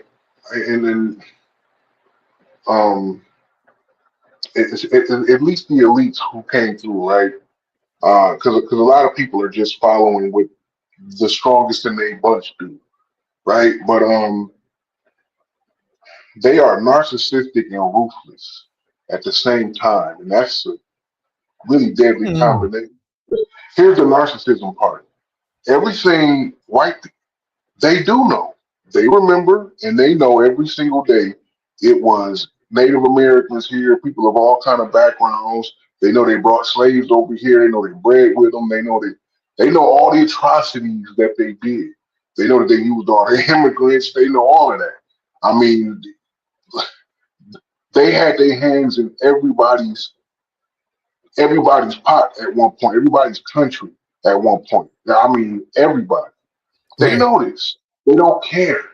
And they know that we know, and they don't care. That's why it's easy for them to, when two people agree on something, you ain't got to hide it no more.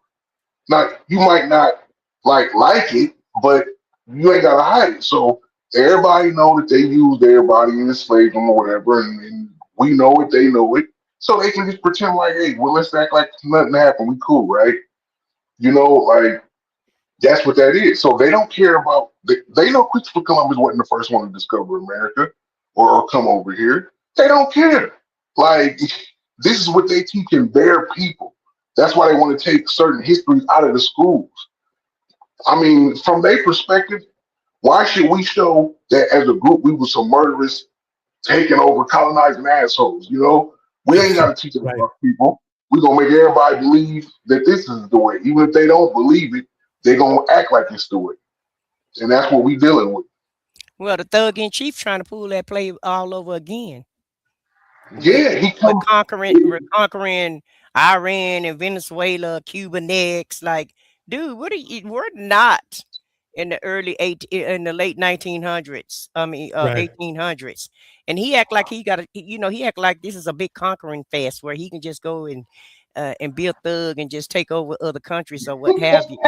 And that's the reason why he's still in this Iran war, because he's not educated enough to or don't want to be educated enough, because you don't have to be educated enough. You can just listen to other people, in my opinion, because that's what you have advisors for. And they were advising him not to get into this war with Iran. But no, he didn't want to listen to nobody. He wanted to do things his way. And he thought he was going to be able to go over there to Iran, do what he did with Maduro in Venezuela, and be out of there within a couple of weeks. And it ain't working out like that for him. He doing all these ceasefires. He's saying one thing, but doing something else. He telling Iran, okay, we're going to do a ceasefire. Then 5 minutes later, you bomb it, you're blowing up ships. And, and shooting missiles, to ships that's going through the Strait of Hormuz. Yeah, you know what it's going to turn out to be? It's going to be Russia 2.0. Basically, that's what this is. Yeah.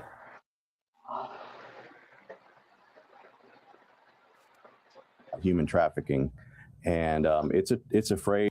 Giving some content for his social media today.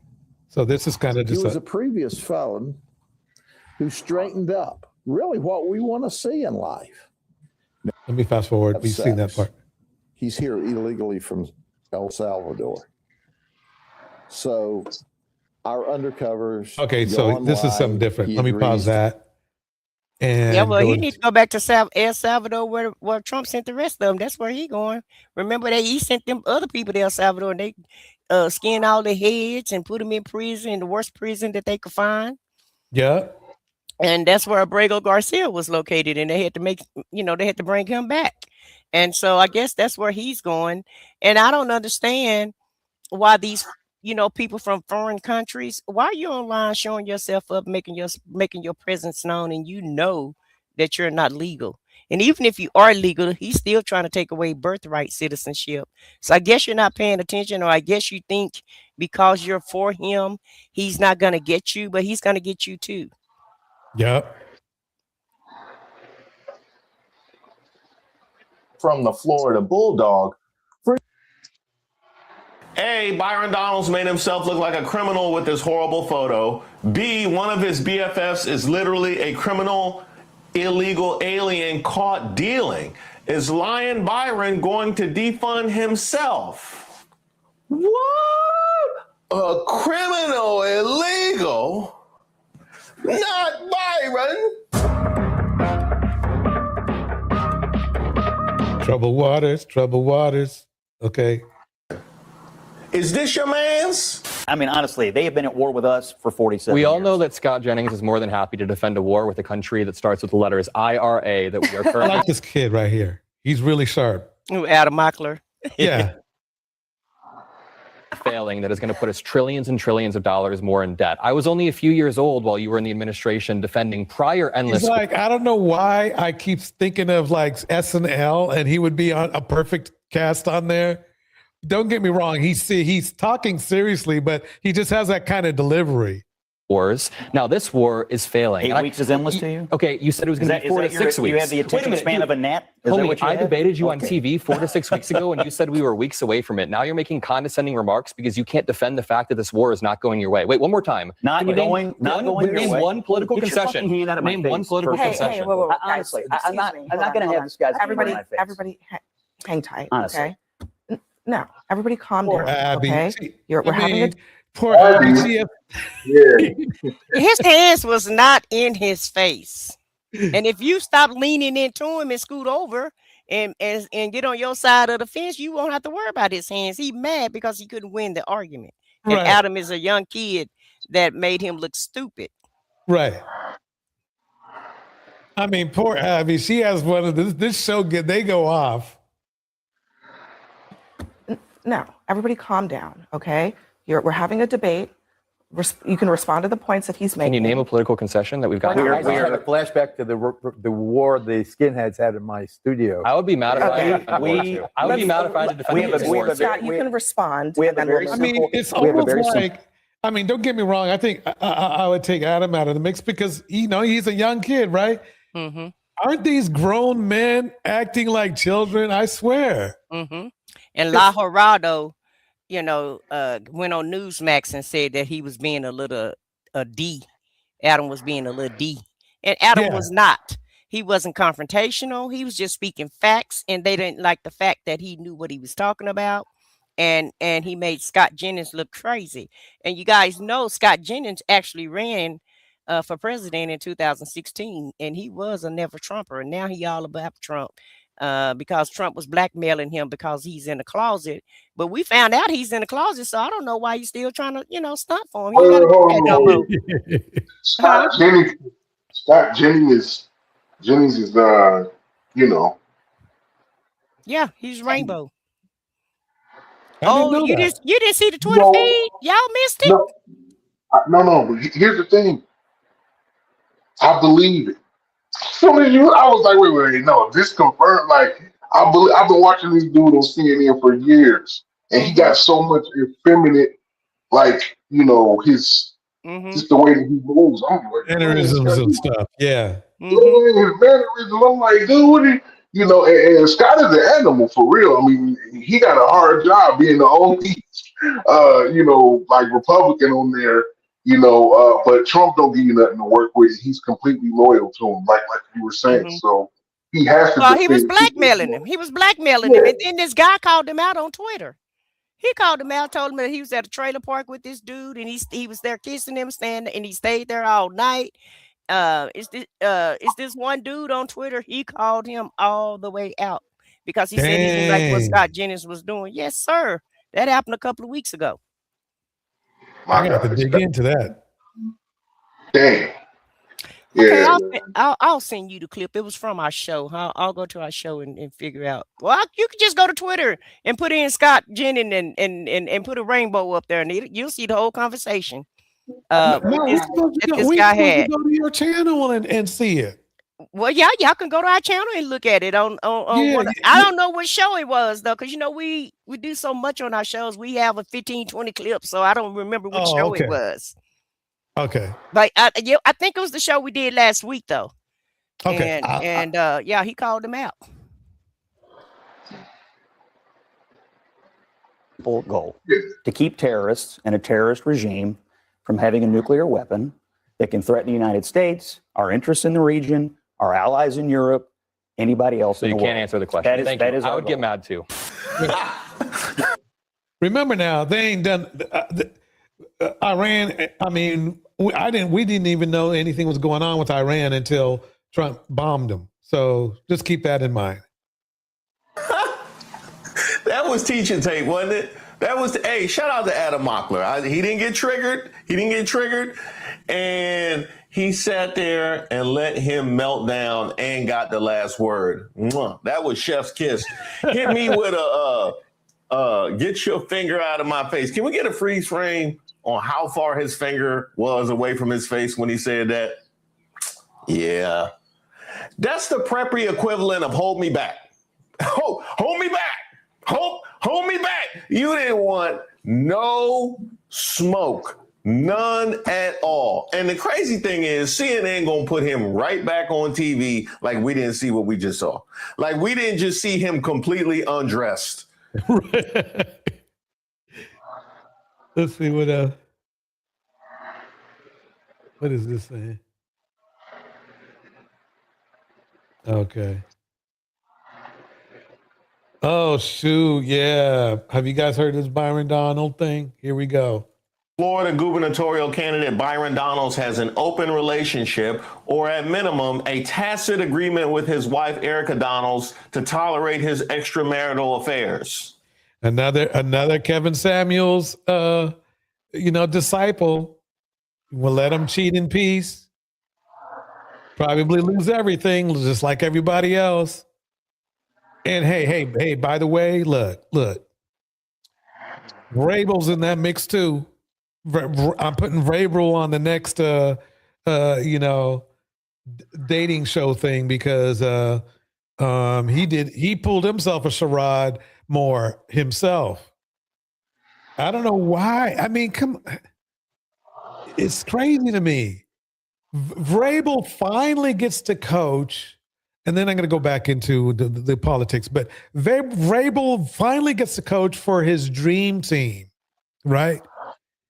And after 10, 12 years? And what does he do? He starts cheating on his wife, which is bad, but that's just his wife. But he gets caught. He gets caught cheating. Just after he saw everything that happened to Sherrod Moore. It's almost identical, but the difference is Sherrod Moore lost it in front of the woman and seemingly put something to his neck. Who knows? But they fired him immediately. The Patriots didn't fire what's his name, did they? I don't think they fired him, but I'm not. Vrabel's still in the mix as far as we know. Yeah. And go ahead. Yeah. No, you go ahead. I didn't mean to interrupt. Oh no, all I was going to say was just that the difference is obviously, boom, they didn't want this man to have that job at Michigan anyway.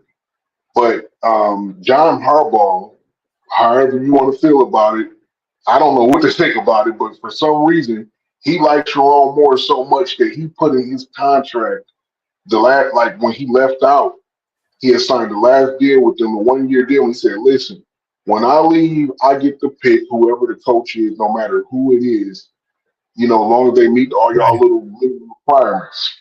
And he picked Sherrod, and they couldn't do nothing about it. Remember, he was the first black head coach that they ever had. And Michigan is one of the oldest college football teams. And it makes it even worse because, look, even if it didn't work out at Michigan, right? And I believe you that if Jim Harbaugh liked him that much, obviously he would have brought him on staff in San Diego, right? Oh, he would have been okay. He'd have found some other jobs, some position coaches or in the league or a coordinator. Because remember, he was a coach on the national championship team, and then the very next year he's the coach of this big organization, Michigan, and then you beat your rival, Ohio State, that's hard to beat. He was on top of the world. He was, and that's the thing. I just can't get it. I mean, it's like they don't. It's almost like turning into some sort of a disease where it's like, oh, I'm super successful now. Let me screw up my career. It's like. And it's different. If I would have felt better if it was like, okay, he wanted to do something where he could become a billionaire and he messed up. That's one thing. But for some extra booty, I mean, come on, Yeah, well, look, we've seen throughout history, what weak men, right? Non-sexually disciplined men. And I don't even mean like somebody that's like a monk or anything. I just mean like, you can have your fun that you want to have if you in that position to do it, but you have to set some kind of boundary for yourself. Like you can't risk your job, your reputation, your Right. whatever your income is, your home, your family. If you got to risk that just to get something that you can do in a way where you don't have to risk it, but see, that's the mental part of it, though. The physical part of sex is easy. The mental part of it is what gets people, I think, especially as time goes on. Like regular stuff just don't work no more. Him just being in a hotel room with a beautiful escort that he can hire. Right. I know it sounds bad, but that don't work for him no more. It got to be me sneaking behind my wife's back. Like I know. I guess that's part of the thrill. Is the thrill is not the same. Right. Yeah. Right. And let me just say this. Number one, I think they misquoted the Bible when they wrote it, because the Bible says the money is the root of all evil, and I feel like Cooch is, okay, because it's brought a lot of people down. Number one. Number two, these dudes get in high positions, like Deontay says. They get that power, they get them positions, and they start feeling themselves and start smelling themselves. You know how your mom say you start smelling yourself when you get a certain age? Same thing with these dudes. They start smelling themselves once they get a certain coin in a bank.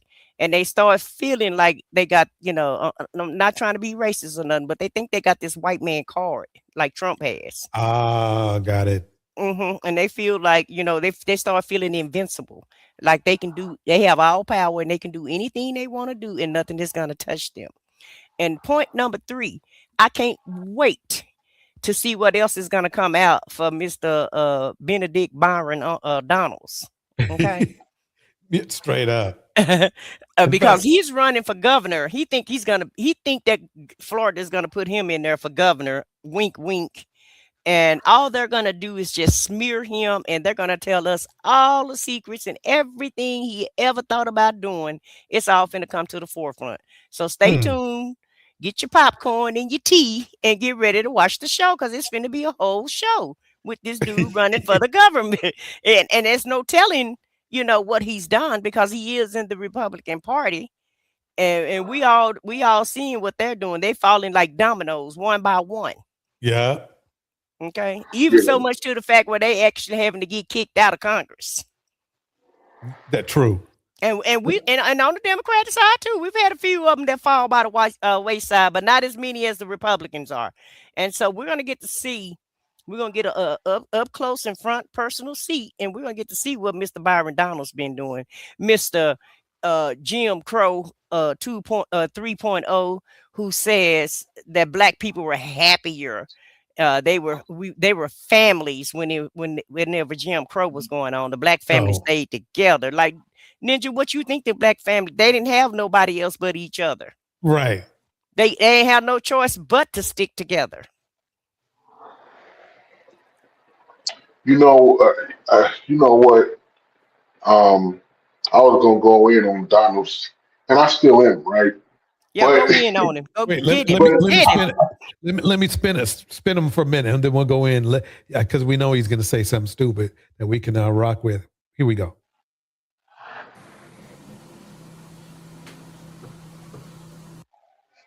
This ain't our first rodeo. Ain't that right, Byron? Ain't that right, Byron? DC and Florida GOP insiders claim that Florida gubernatorial candidate Byron Donalds has an open relationship, or at minimum, a tacit agreement with his wife, Erika Donalds, to tolerate his extramarital affairs.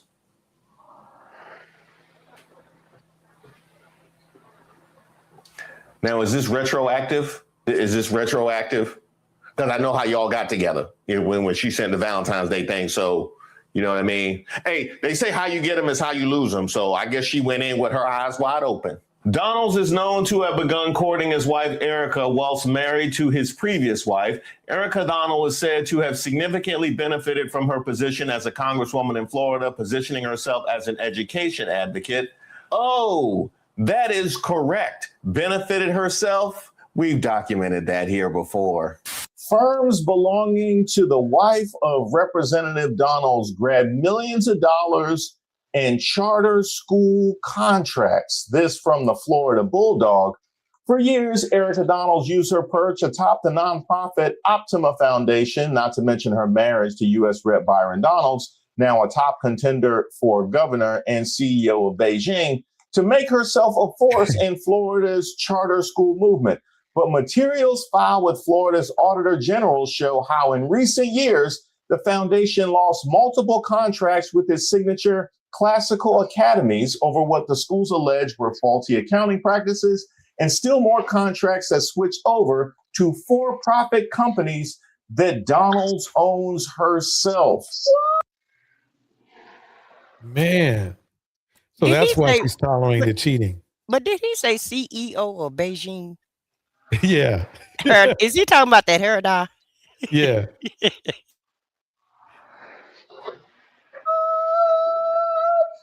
That's crazy. Not Erika Donalds. No, you mean the same lady that's married to the guy who didn't file his stocks? What? Oh, man. That's who would have thought? I said, what? She said, yeah. I said, no. Donald's longtime political friend Corey Mills is rumored to be expelled from the House soon for, among many things, alleged improprieties. On at least one occasion, an apparently intoxicated Mills and Donalds can be seen together. Part of what insiders allege is a regular late night between the pair, who are said to travel without their rings. What? Wow. Donalds traveling without his ring.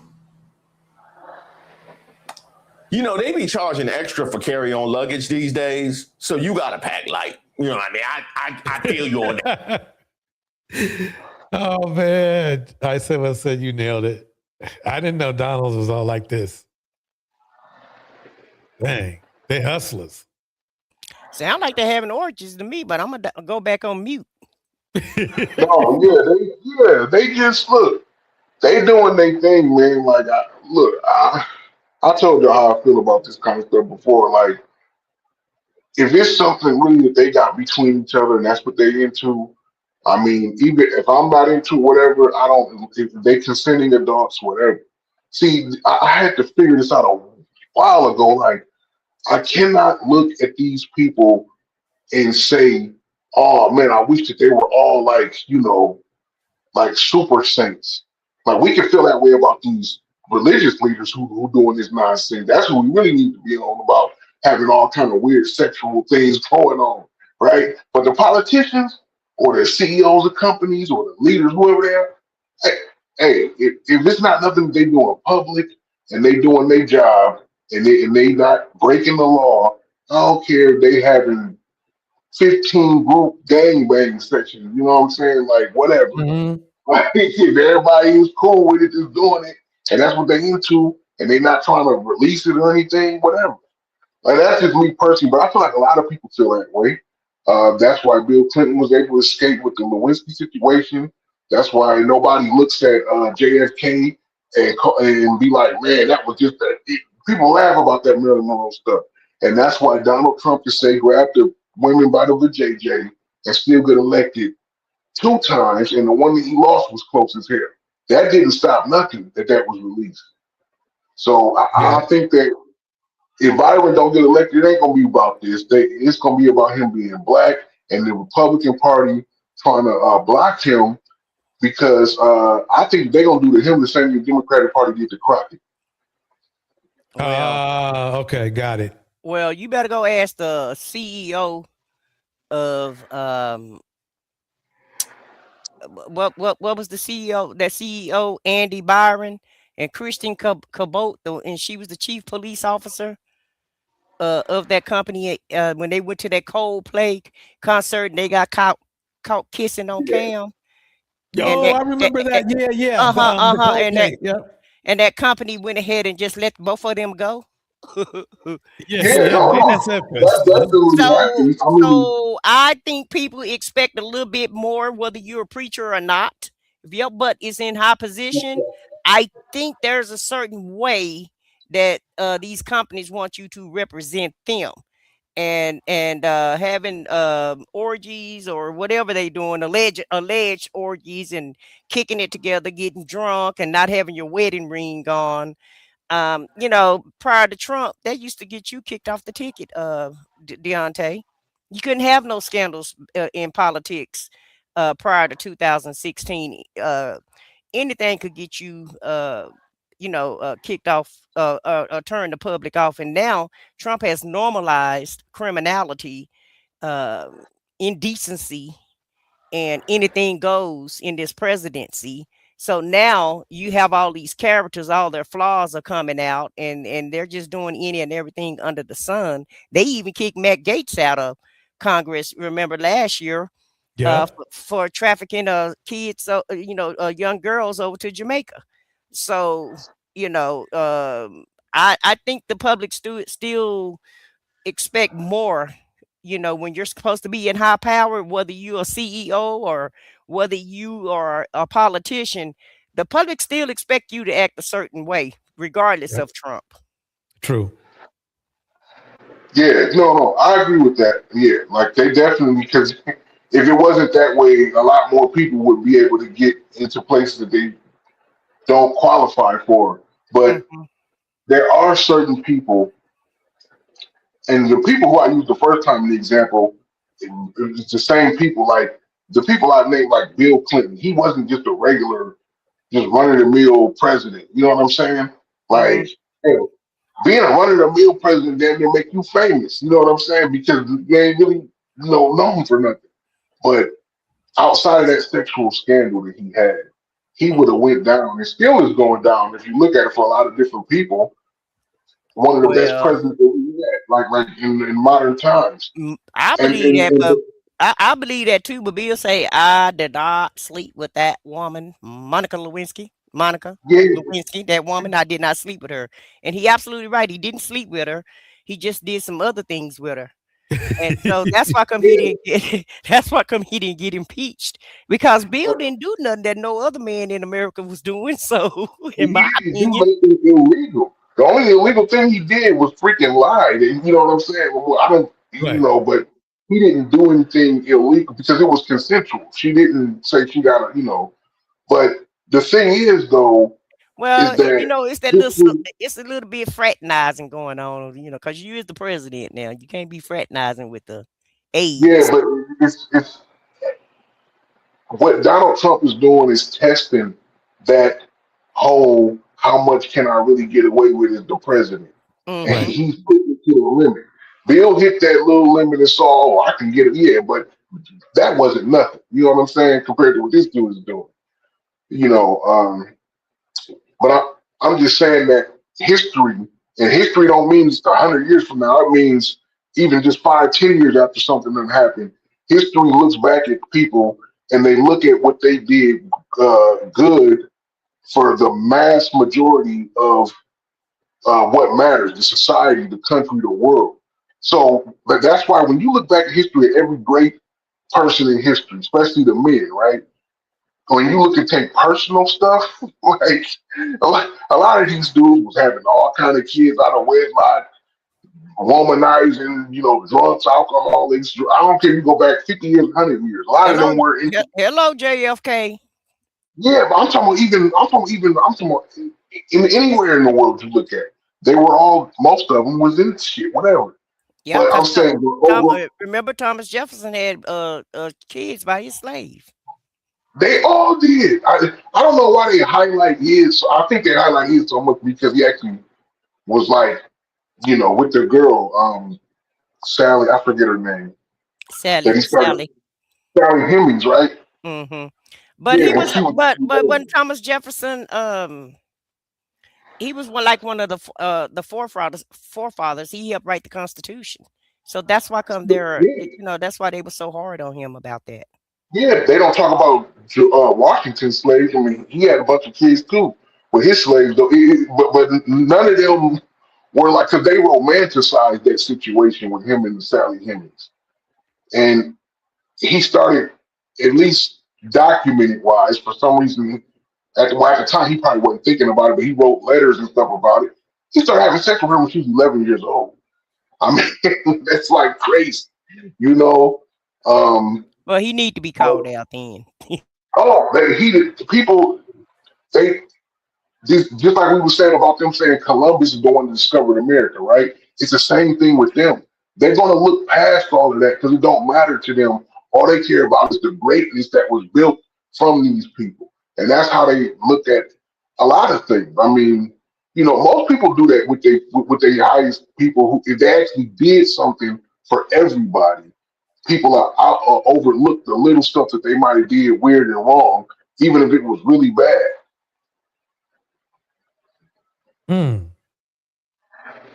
Yeah, let me play this clip right here. Here we go. Every accusation is an admission. It's never been more accurate than this one. Never been more accurate. No, I don't think you should focus on the issues. The issues ain't in your favor right now, Byron. Congressman, do you think Donald Trump has delivered on his promise to lower prices? Yeah, he actually has. I know gas prices are a little bit higher because of what's happening in Iran, but across the country, a lot of prices actually have stabilized. I think, you know, inflation's hard, but I remember where we were with the Biden administration. You know, airline tickets jumped 50%. It was insane. So does he know that the airline does he know that airline tickets have jumped 50% right now? So Everything done jumped 50 to 75%. So, you know, and the prices wasn't this high when Biden was in office, but you know, they use these dog whistles. They already know if they say Biden, Obama, or Kamala, it's a dog whistle. And that's all you got to do. I would have to disagree. I found tickets quite affordable until recently. Now, I don't even consider flying right now. How you expect, you know, there's other ways for, you know, I don't live too far where I need to go. I just find flying more convenient than driving. But now it's like they want, and plus we lost Spirit. I mean, and that's the point I wanted to bring up. That's the point I wanted to bring up. Yeah. Isn't this weird that Obama was at least able to save, or per se help to save the auto industry, right? And Trump can't even save one airlines. And the airline industry. Obama gave money to the airline industry also. He had to give everybody money, the banks, the airlines. Yeah, everybody had to get a bailout. But Trump was supposed to help Spirit. Trump was supposed to bail them out, and he reneged on bailing them out. I think because he probably wanted some side money himself. Well, I'm just going. I don't know what happened with Trump trying, you know, in that situation. But I tell you, the difference between what happened with Obama and Spirit, not Obama and Spirit, but what happened in 2008, right, and what happened with Spirit is that Spirit was just one airline, and it was a small one, and the people who really fly in more, I don't even want to say upper class, just people who just like a better flight experience, right? Like, you know, they just they didn't care about Spirit like that. It was really for people who were, you know, wasn't able to pay those crazy prices, you know, for the flights, you know, and right. I mean, they went a long time, but they were in debt. They had filed for bankruptcy twice. And the gas prices are so high because of the war, you know, like it just wasn't working for them. And then they had to stop. They had nothing.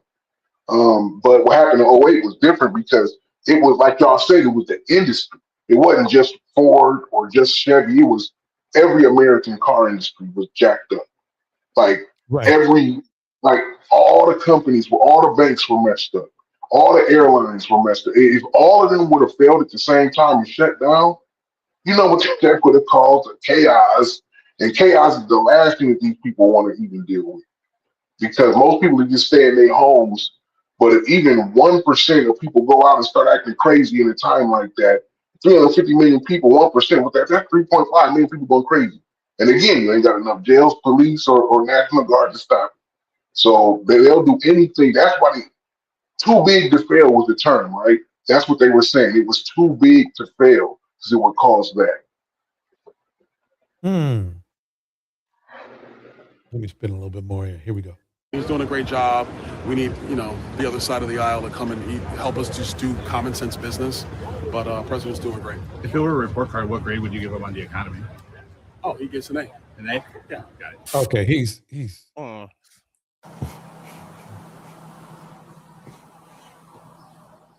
Those are kind of grades they was giving out to you when you was in, is that how you made it through? I figured. I figured because it was a bad look for the schools of Florida that you had gotten a whole degree. So now that makes a whole lot more sense right now. Well, look, now I'm not gonna argue with you. That's fine. If this economy is an A, I just want MAGA to grapple with that. I want the people of Florida to grapple with that. This is an A. So you can certainly expect more of an A economy. Am I right? Byron, why you think that was going to fly? Come on, dog. You know what I mean?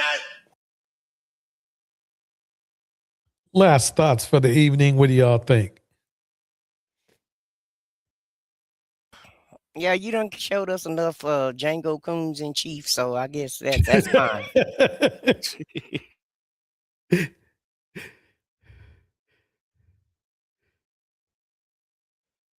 All right. Hey, again, much appreciated y'all coming through, breaking it down perfectly. I'm sorry. Go ahead. I was on mute. I didn't realize I was on mute. I just wanted to say about Byron that Byron tried to go the complete typical route, right? I mean, he probably looked up to Tim Scott as his like hero, right? Because Byron went and he married him a white wife, and he went hardcore coon. It wasn't just about him being a Republican or a conservative. He went coon, you know. But like most house niggas learn that they still a nigga. You see what I'm saying? Yes. It's still that's what they don't get. They don't learn it to the end. Until that final axe drop, like, oh shit, all this time, like, yeah, you was just doing a service for them. You know, he's gonna learn that. But that's pretty much it though, man. This is a good show, TJ.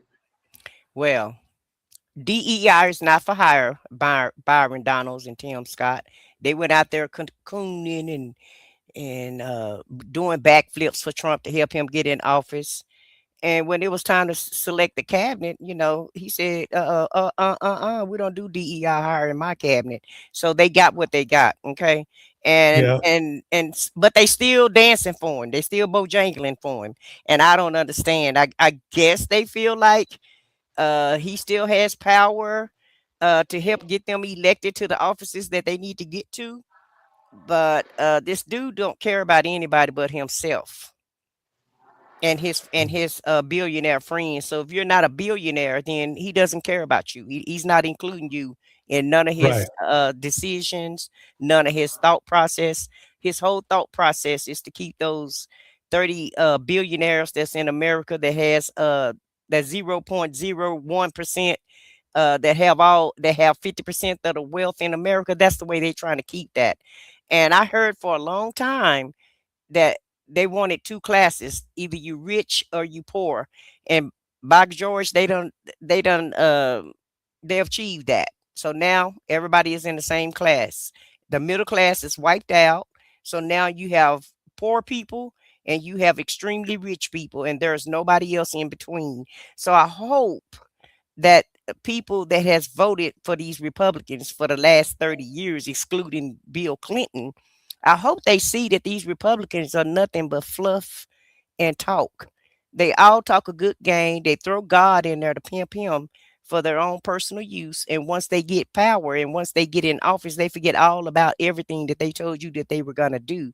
And you have poor people and people that's in rural areas keep voting for the same thing. So like Reese Waters said, if you like this A economy now, well, hell, keep putting them in office. And I salute you. If you still like if you like the way the country is going, then go vote for Republican, and this is the way it's going to go, because these Republicans have proved that they don't care anything about your rights, your civil rights, your white rights, your any kind of rights. They could care less. And they're going all over the country trying to redistrict everything so they can stay in power. So I just think everybody's gonna, and everybody's gonna have to come together and ban against them. And the Democrats they're gonna have to vote Democrats just so you can put some normalcy back in the office. But even if you vote for a Democrat, hold their feet to the fire also. Don't just put them in office because we're going through a hard time right now, and because we got a crook in chief in charge right now. What we don't want to do is just be complacent and put them in office just because it's better than the lesser evil. Make them hold their feet to the fire also, and make them keep their promises too, because some of them are crooked also. They're not perfect, but at least they're a little bit better than what we have going on right now. And thank you for letting me come on the show tonight. And Deontay, as usual, I've had a great time. It's always great talking with you about these politics. We love it. Yeah. Yeah.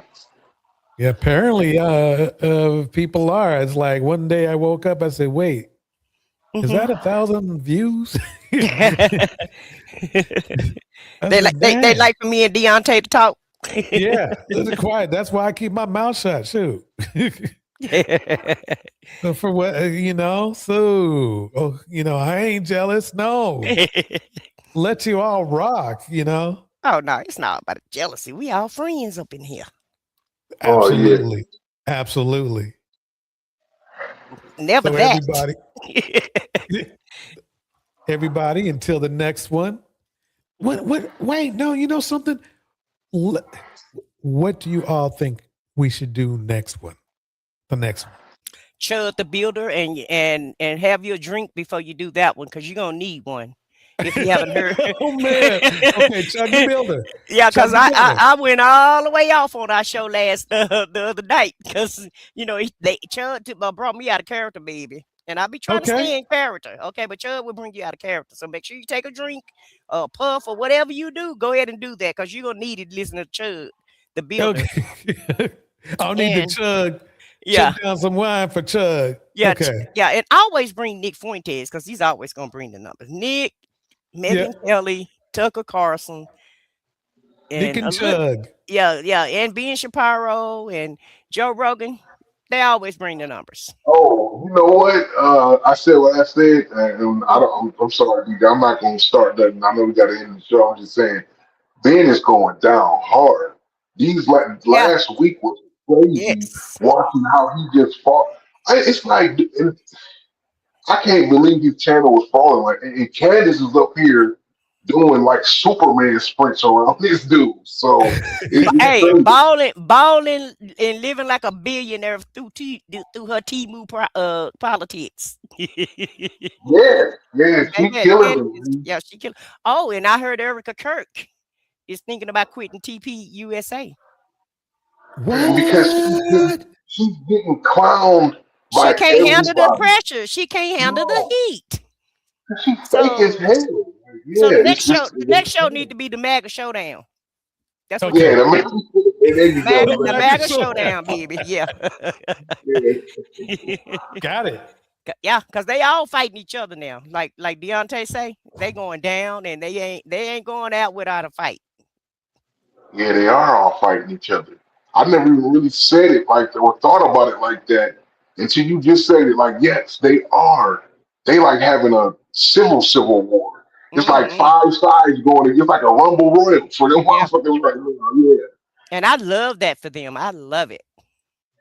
Yeah, I think it's a good thing for everybody to see, because it shows you when you see Candice and Tucker and all of them. I don't agree with it, especially Tucker and the motherfuckers, right? But I'm just saying, when you see them not want to be around Trump no more and not want to support him publicly, the way they're going against him, this is a good thing, because it shows that they not just dyed in the wool. You know what I'm saying? Concrete. Don't be fooled. They already know. I'm talking about with MAGA. I'm just talking about with But remember though, they all jump on whatever bandwagon is popular, and they know his popularity. He's at a 38, he anywhere from 38 to 32% approval rating. He's dead in the water. So they're gonna look for the next they're looking for the next best thing. So yeah, it's time to jump ship now. And I said this before too. They're all gonna be fighting like crabs in a barrel, and they doing exactly what I said they were gonna do. I think what's going on though is it's not just about what's going on with Trump, right? Why they so hard against him, and this is what I mean by they not into, because like Ben Shapiro never gonna turn on Trump because he's, he has hardcore Zionists. He just live in America, but they not down with that whole issue because those are the people that's taking people out. If Trump get killed for real, it's gonna be a professional thing. It's gonna be either them and you don't do, or somebody. All these little attempts he done had with these little dudes, if they was even real, right? But the fact that they decided to pull themselves up out of him like that, and Ben Shapiro, the reason why he's losing viewers right now is because he's still going so hard.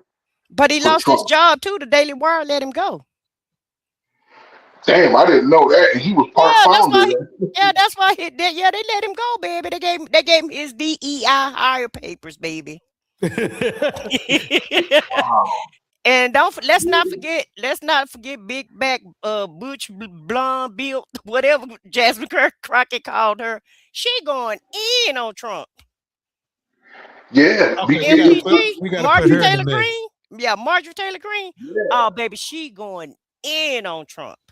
But here's the thing. So this is why it's because, if you want to say following the trend, they following the trend, and the trend that they following is who their supporters are.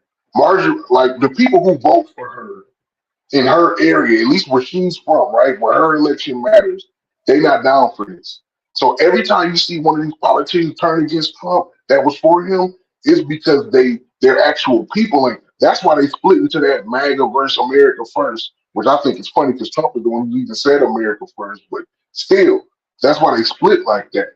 That's why Ben is losing his followers because most of his followers ain't, Zionist Jewish people, so they don't agree with this damn war. Like they know why he agreed with it. Like he gonna die with this. And Ben Shapiro didn't even like Trump, But I'm sorry about that, DJ. We did end up doing what I said I wasn't going to do. You can keep going. I'm just over here, getting dinner ready. Oh, it's all good, man. That's all I really wanted to say, though, man. It's just, it's a lot of stuff that's going on, but I just don't think that. I think that it's a good thing to see anybody. I feel the same way about the Democrats. Mm-hmm. After the first debate that happened with what's his name, Biden versus Trump. When Biden had that terrible, when he was. It was really bad, right? I mean, as soon as it went off, they went right to the CNN panel, and all of them went in on Joe Biden. I'm like, shocked. But they all don't go in on Trump. Trump sleep on every cabinet meeting. Every meeting he sleep, and he was sitting up there telling the kids about how he won the election, and them kids just sitting there looking at him like he's crazy. Up there talking all that nonsense to children, and I don't even know why these parents even allow their children to be around him. Because he is convicted, found guilty and all of that. So don't take your kid around him. But at the end of the day, that's what the Republicans do. I got to give it to them. They do great branding and they do great opposition fighting when it's time to get their person elected. And they don't care what background they person have. They're going to go all in for him, and they're going to be 100% for him. And I'm mad at Joe Biden because Joe Biden missed Kamala's chance up of being president. She only had 100 days to run. Biden knew, he couldn't. He should have made his decision when it was time to make the decision. So, he was a day late and $1 short, in my opinion. And that's the reason why she was the president. Yeah, because the people don't feel like they elected her; they appointed her. Yeah, they should have. The party should have put more pressure on him because a lot of them admitted after that situation happened that they knew that he was. They kept saying. We just didn't know it was that bad, but we heard things, and when we would see, I'm like, Joe Scarborough was on some trash for Joe Biden. I just saw him yesterday, and he was as sharp as a And then after the debate happened, he was like, "This is," he went in on the dude. I'm like, "Yeah, but 2 weeks ago you said he was sharp as a tack, my guy." Well, you So know, he used to be a Republican congressman too, so don't buy the Kool-Aid with Joe. They lost a lot of followers too when they tattooed up there to Mar-a-Lago to talk to Trump. So when he did that, a lot of his audience left him. that whole channel lost audience. NBC let him go. You know what I'm saying? Like, that's why they MS now.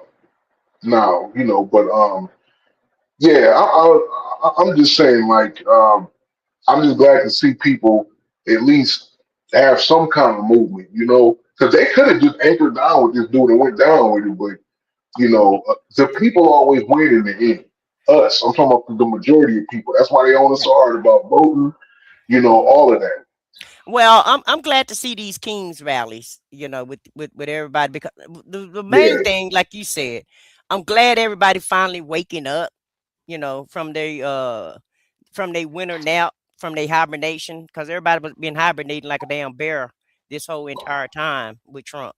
And I'm glad he's showing his hand. I'm glad he's showing his people who he really is. So next time we get ready to elect somebody, they'll elect somebody that's qualified and not go by popularity, because that's basically what this is, an apprentice presidency.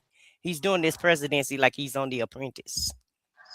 Yeah, and A game show presidency is what we have going on right now, with a lot of corruption. It is. And after the first time when Trump got elected in 16, and I went back and I went hard, like damn near, I studied that whole situation from when he did the escalator thing, when he announced all the way till the night he got elected, when he looked shocked, like he couldn't believe it. Mm-hmm. It was actually one of the best campaigns that I had seen ran in a long time. Like, you know who it was a great campaign that he ran because of the way that he marketed it. Even the one he just did in 2024, when he went to all the podcasts, like, it's because, it's like you said, he understands marketing and television. He understands he understands pop culture. Yeah. Like, I remember when he first ran, I was talking to my cousin about, man, he's old white ass here. He can't do this, not today's age. Like, nobody care about his old ass. I was like, dude, Trump is a pop icon. I know he's 70-something years old, but he understands social media the same way that a 16-year-old white girl do that's tanning in the beach somewhere. You know what I'm saying? Like he understands it. And it played out. He never concedes to anything. He never admits defeat to anything, even if it's ridiculous. He always makes everything sound like it's the most best, terrific thing. He talks about himself like he's some kind of animal out here, and anything you try to lay into him, he'll lay into it with you. You want to call him the orange man? He'll talk about how he tan. You want to talk about his hair? He'll grab that at a campaign and pull on it. They called him a trash garbage man in the last election. He went and got a fucking garbage truck, put Trump on the side of it, and stepped out with a hard hat and one of those reflector jackets on. So, yeah. And he played like he was serving fries at McDonald's when he was really probably most of them. And so he's a great brander, and he's a great bullshitter. He's the best bullshitter in chief I ever seen in my life. And people are gullible. People are just gullible, and they stay in their silos. They don't look at they only look at their side. And just doing social media and just reporting the news or whatever, I look at all sides. I look at all of it. I look at all of the channels. I don't want to, but I have to in order to stay informed, because you got to know what your opponent is doing. How you going to fight them if you don't know what they're doing? And there's a lot of people that watch Newsmax and Fox, and that's it. And then versus the other side, they watching MSNBC and CNN, and that's it. They're not looking at what's in between. They're not looking at what's really going on. So and a lot of people, they still had this nostalgia about the president. So whatever the president say, it must be true, and it's the law. You know what I mean? Because that's how high of a regard that people regard the presidency. And that's why I said he just went in there and just stained the whole presidency, and just made it so corrupt and so it's a cesspool at this point. There's no bottom for him, and there's nothing that, like you said, there's nothing he won't do to come out victorious. Nothing. Yeah, you're right about that, especially because we are experiencing it live now. And like I said, I wasn't alive when a lot of things happened in the past, and just reading about them, skimming through them, and learning about them is one thing, and it's crazy. But when you really do a deep dive into a lot of this stuff, and you see the day to day, week to week, month to month of how things unfolded, it's crazy how much shit was going on with people. And even with this right now with Trump, we seeing it every day, every single day that happens, and some new shit happens. We see it and we In listen real time. in real time. So we Right. experiencing it different. But once we get 10, 20, 30 years from now, and we look back, well, now we're going to remember a lot of stuff, and we're going to have a lot of this shit documented, obviously. But then when you start comparing it to all the shit that happened before and after it, it's going to be just another one of them. This dude was just a damn. I mean, if we went back, we'll probably see that more than half of these damn presidents, At the end of the day, we're really in a constitutional crisis, and you never hear anybody say that we're in a constitutional crisis when we're actually in a constitutional crisis. At this point. And the point of it all is chaos. This is how Trump operate. He when he was doing his businesses, that's why he filed bankruptcy so many different times, and that's why everything he touched turns to crap, because he don't know what he's doing, and he's faking it until he make it. And chaos is the point. If you watch Michael Cohen will tell you he pitted everybody against everybody when he was in business, and that's the way that he functioned. The dysfunction is a way of him functioning, and that's how he gets by and get ahead, because it's the chaos of it all. The chaos is what make him thrive. Yeah, he's definitely a big time manipulator, showman. He becomes what he needs to be in his thing, and that's how he got to the point of his success. But I can't believe that he whipped that shit all the way to him being the president.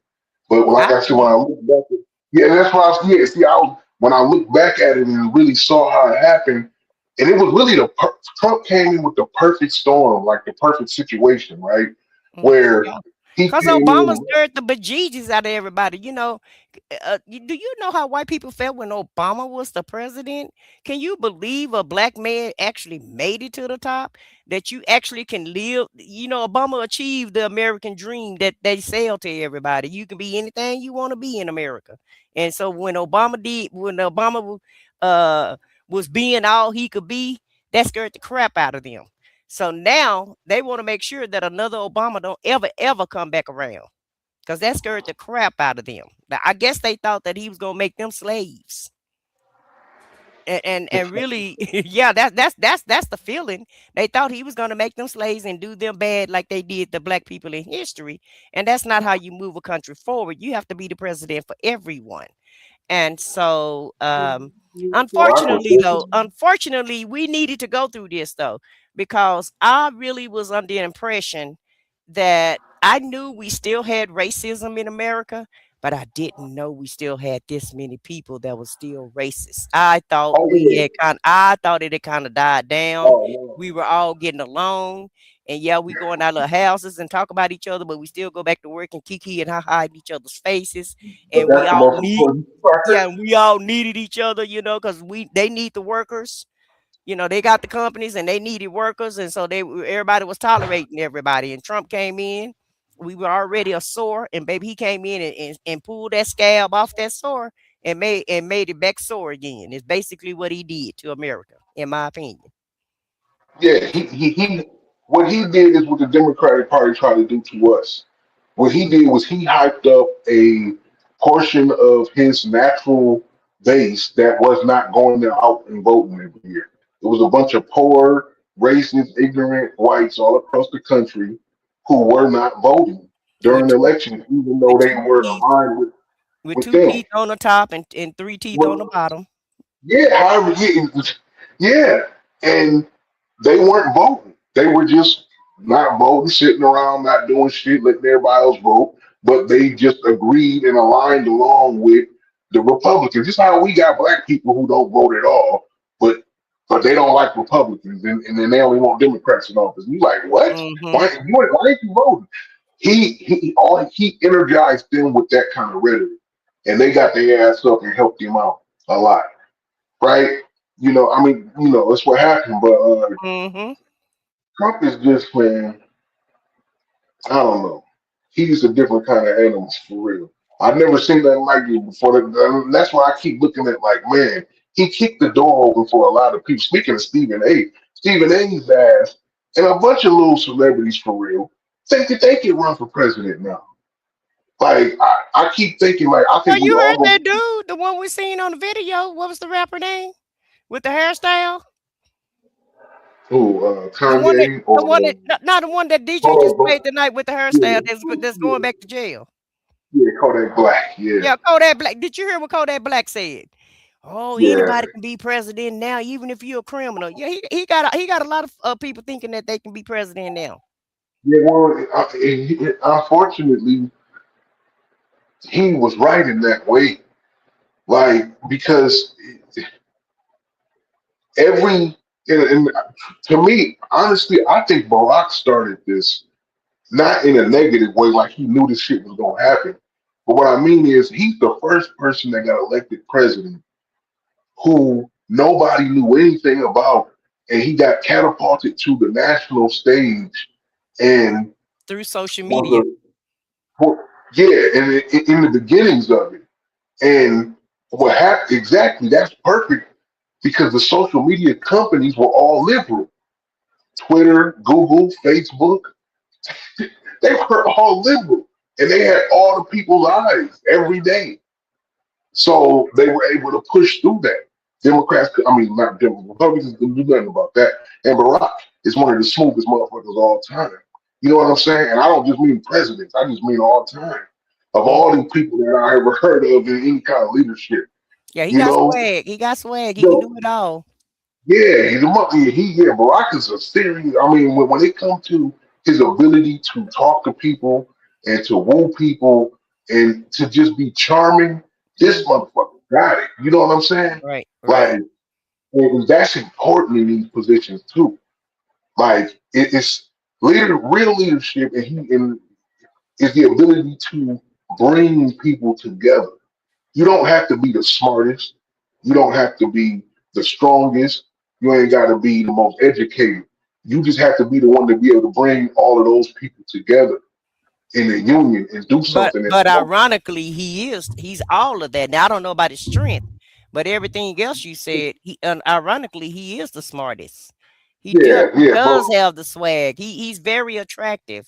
He can play basketball. He can sing. He's a law professor. You know, he got God gave him all the gifts that he ever thought about having. And what happened with Barack is see, that's why I mean about that perfect storm with Trump. A lot of people don't like the Clintons, and they really don't like Hillary. Even when Hillary was the first lady, they didn't like her. Even when she got cheated on, they still ain't like her. That's one of the reasons they ain't care. I don't know why people just didn't like her. Then she started doing shit that was actually worse for her. Because they mad. I'm gonna tell you why they don't like Hillary. They don't like Hillary because she used to bully Bill's girlfriends like any other woman would. Okay. I'm just saying, like, for some reason, people didn't like her, even within the party, her party. That is what was important. So when she ended up running for president, people a lot of people didn't like her in her own party. The Republicans definitely didn't like her. All the leaked emails, those were just more reasons. It was the patriarchy. They don't like a smart woman, just like they don't like Kamala. Because when you smart and you're a woman, society don't like you, Deontay. It's all about patriarchy when it comes to that. Yeah, I mean, and even women. I heard women saying, "Oh, I don't know if Kamala can be the president. You got to be strong, and you got to be. If you can be a damn attorney general, you can be a president. Trust me, you got a lot of strength, and you got a lot of gusto to be an attorney general, that ain't no joke. And that's the part right there, right? Like you just said about the women and the patriarchy, right? So many, yeah, it was a lot of women who wasn't into Hillary. And see, this is this coming from me just personally, right? But I mean, I talked to a lot of people who really, and a lot of people ain't gonna lie. I know it's anecdotal, right? But like, it's not about her being a woman for she can't be the president. Now, I do know it's a lot of men out there who do think no woman at all, but I don't think it's enough to where they can block her because look how close she was. I mean, it wasn't like she lost that election as if any other candidate would have lost. It wasn't like they just blew her out the water because she was a woman. You know, it was close, but it was her. It wasn't about her being a woman. Same thing with Kamala. It wasn't about Kamala being a woman because her shit was close too, right? It wasn't about her being a woman. It was about the way that she got in there, how they felt about the Democratic Party after that, after what happened when Biden was in office and they just didn't like it. I mean, they just, I mean, that's what that was. It wasn't organic enough for Kamala. If she'd had a straight up campaign for a good 18 months at least, she would have had a way better shot. You know what I'm saying? Way more prepared for it. But Hillary also introduced universal health care in the 80s. And she was real brash. And she didn't take no shit from those Republicans. And that's one of the reasons why they didn't like her either, because she was real strong and fierce. And she was like one of the smartest first ladies besides Roosevelt's wife. She was like one of the second smartest ladies that was the president's wife. And they didn't like that because, you know, she went in there and tried to do universal health care, and they call that socialism. So that's another reason why they didn't like her. Well, yeah, I remember. I mean, I was a kid when Clinton was in office, but I just remember people was talking about. They said that Hillary was really running the country, like that was like a little joke, you know. Yeah. They said she had too much power. They said she had too much power and she was running Bill, and that wasn't true. It's just that she was just trying to help him out, and she was a lawyer, so you know she was just trying to help him move the country along, and they didn't like that. Because most first ladies don't do nothing. You know, most first ladies just be cute and prop their husbands up. And they don't really try to get anything passed or get anything done or anything. They just, they just do what they do and, let the president be the president. They felt like, she was running the country. Well, they didn't have the ambition that she had. Most of them, their role that they played I'm not talking about role as a woman. I'm talking about role as a politician's wife. Because everybody got to play a role when you're a public figure like that, especially an elected official. Which is like you said, to support their husband. But Hillary was different though. Hillary wanted to be in the position of I don't want to just say authority, but she had the ability to lead. That's what I'm trying to get at. It's like she had it. And her and Bill's relationship, I don't know what it was like, but I know politically she had a huge hand in his public career. Obviously, like you were saying, some of the things that she was doing, like, I mean, I could just imagine in private, like he would confide in her with some real shit. Most presidents ain't confide in like in their wife with all of that stuff every day. I don't know if they are or not, but Hillary was deeply involved in a lot of things, and then she immediately ran for senator as soon as they got in office, so and she won, by the way. And she won, yeah. And that's what it is. She was too powerful and she was too smart. And I'm telling you, men do not like it when a woman is smart and powerful. They don't like that. And some women are so conditioned to follow behind a damn man, they don't understand it either. And it's foreign to them, so they don't like it either. Yeah. You're not being ladylike. Let them tell the story. Well, I was surprised at, But that's what caused me to dive into the whole situation. That's how surprised I was at how many women didn't vote for Hillary, especially the white women, you know. But it's like you said, I don't know what it is. I mean, I know what it is. I just don't want to get into it. But I Yeah. just think that it's kind of a thing where the majority of them, obviously, I'm talking about women, uh, they vote. I mean, in both elections where he ran against the woman, but even when he ran against Biden, he was still getting 50% of the vote, especially the white women. And white women is the biggest population in this country. Like I said, I don't know why they call them minorities. Like, you know, it's Right. more than white men. But yeah, And one more reason why they don't like Hillary. They got mad at Hillary because she stood by her man when he cheated on her. They didn't like that. A lot of women did not like the fact. And that's why Tammy Wynette came out with that song, Stand By Your Man. Because yeah, I'm serious. That's why that song come from. Because Hillary Clinton stood by Bill Clinton during his impeachment scandal. And she, you know, she held her head up high and she was up there at the podium with him and she stood by him, you know. And you know, Hillary was like, ain't no little heifer gonna take my man after all this hard work I done, you know, you're gonna put that in the past and put that behind us and go on. And all the other little women that he had, she still never would go anywhere and she wouldn't leave. So a lot of women were mad at her because of that reason also.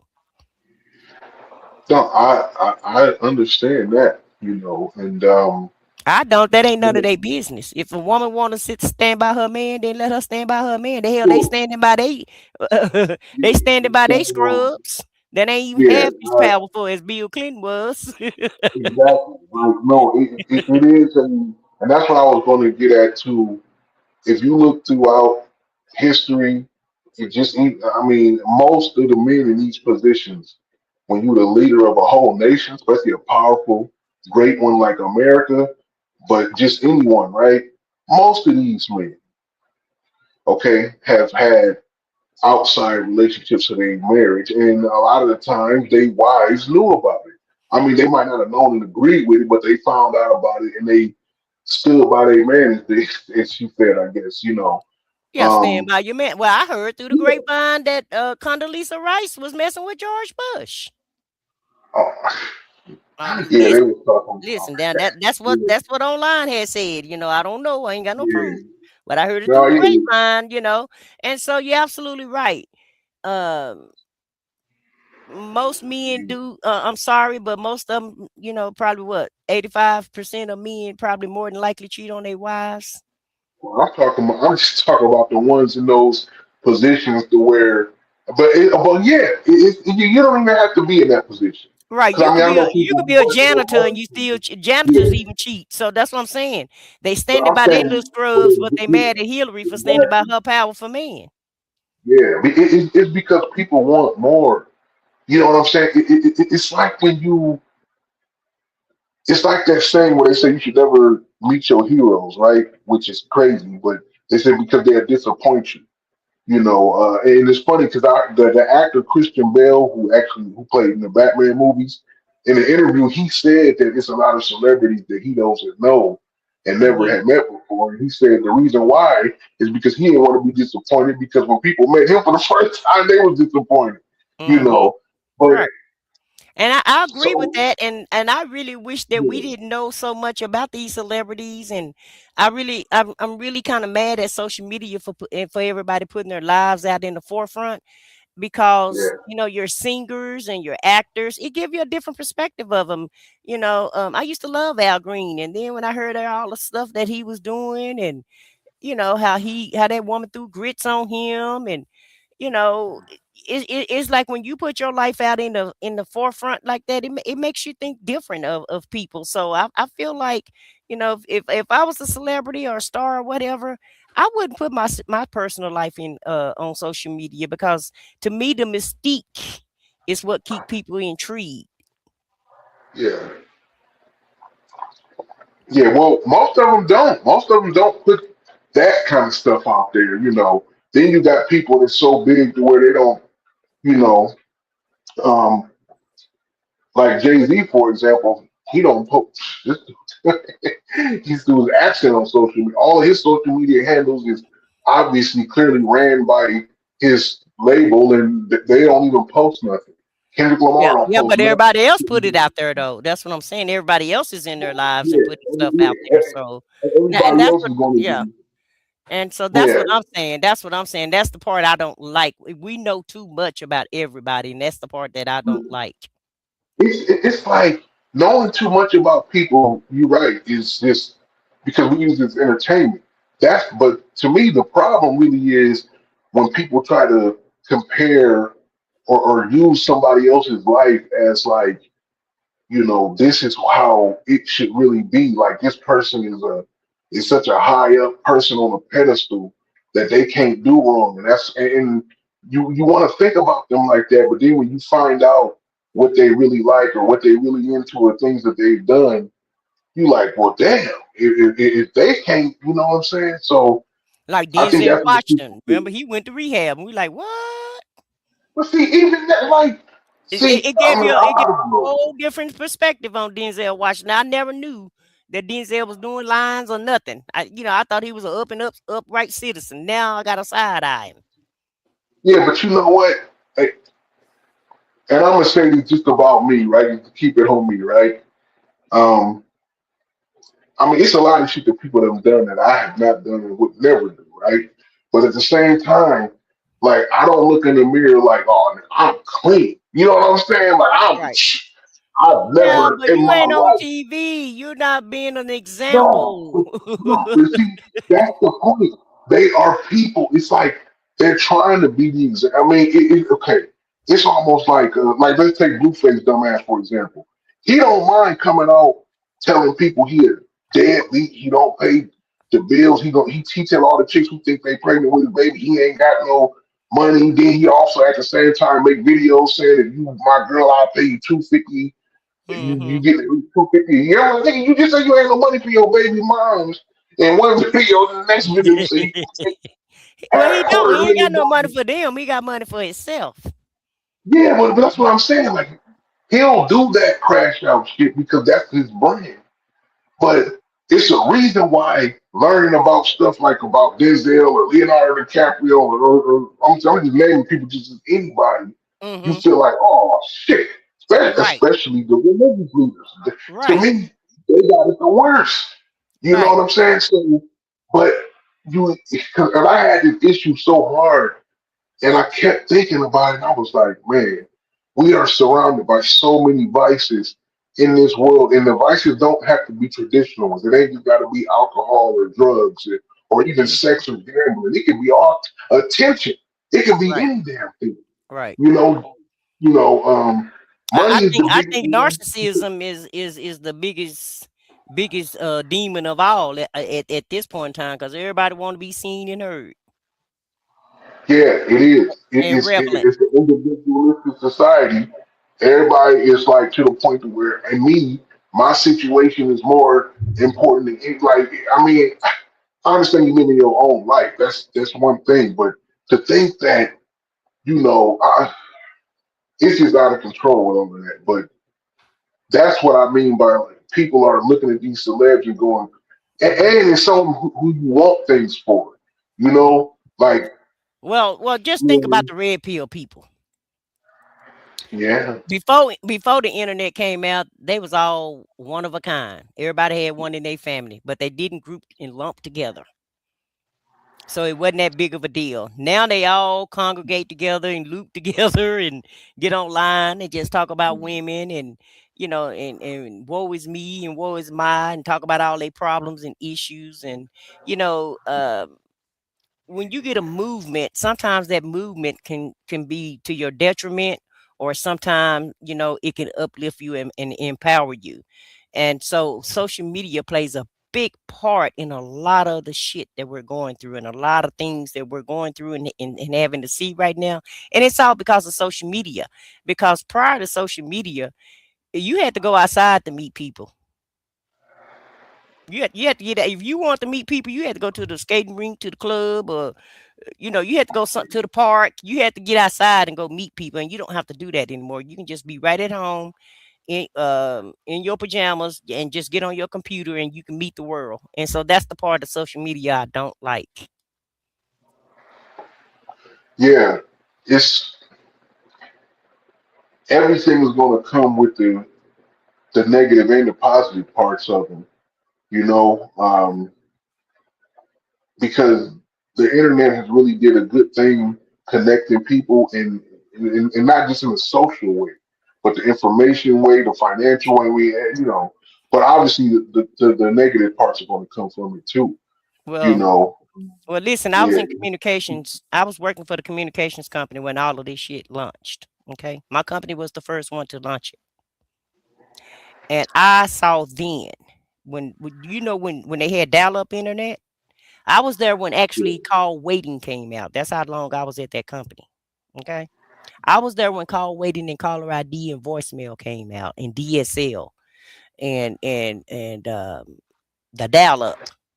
When we first of all, the goal was to put a cell phone in everybody's hand or a computer screen in everybody's face so that you could connect with the world. And if I can't tell you how many people lost their relationships, you had people staying up for days on the internet because that's just how entertaining it was. And it was just that slow because you had to wait for dial up. You know, you had to use your phone line in order to get online, right? And people kind of like I could tell then. I said, oh, this is the wrong thing to introduce to America because these people are gonna go crazy with this. And within 5 years, we had a cell phone and a computer screen in everybody's hand and everybody's home.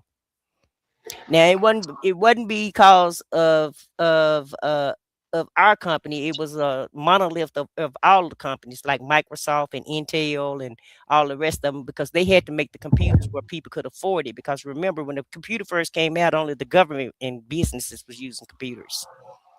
And when Microsoft came in and Intel came in, they all came in and made it real affordable for everybody to get a computer.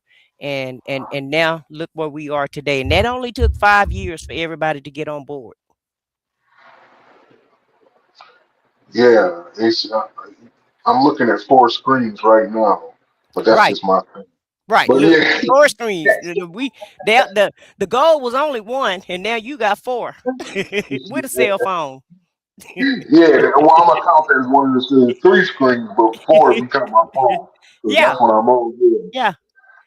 Because in America we got to do it big, we got to do it grand, and we all got to be grandiose when we do anything, and so people just went overboard with it.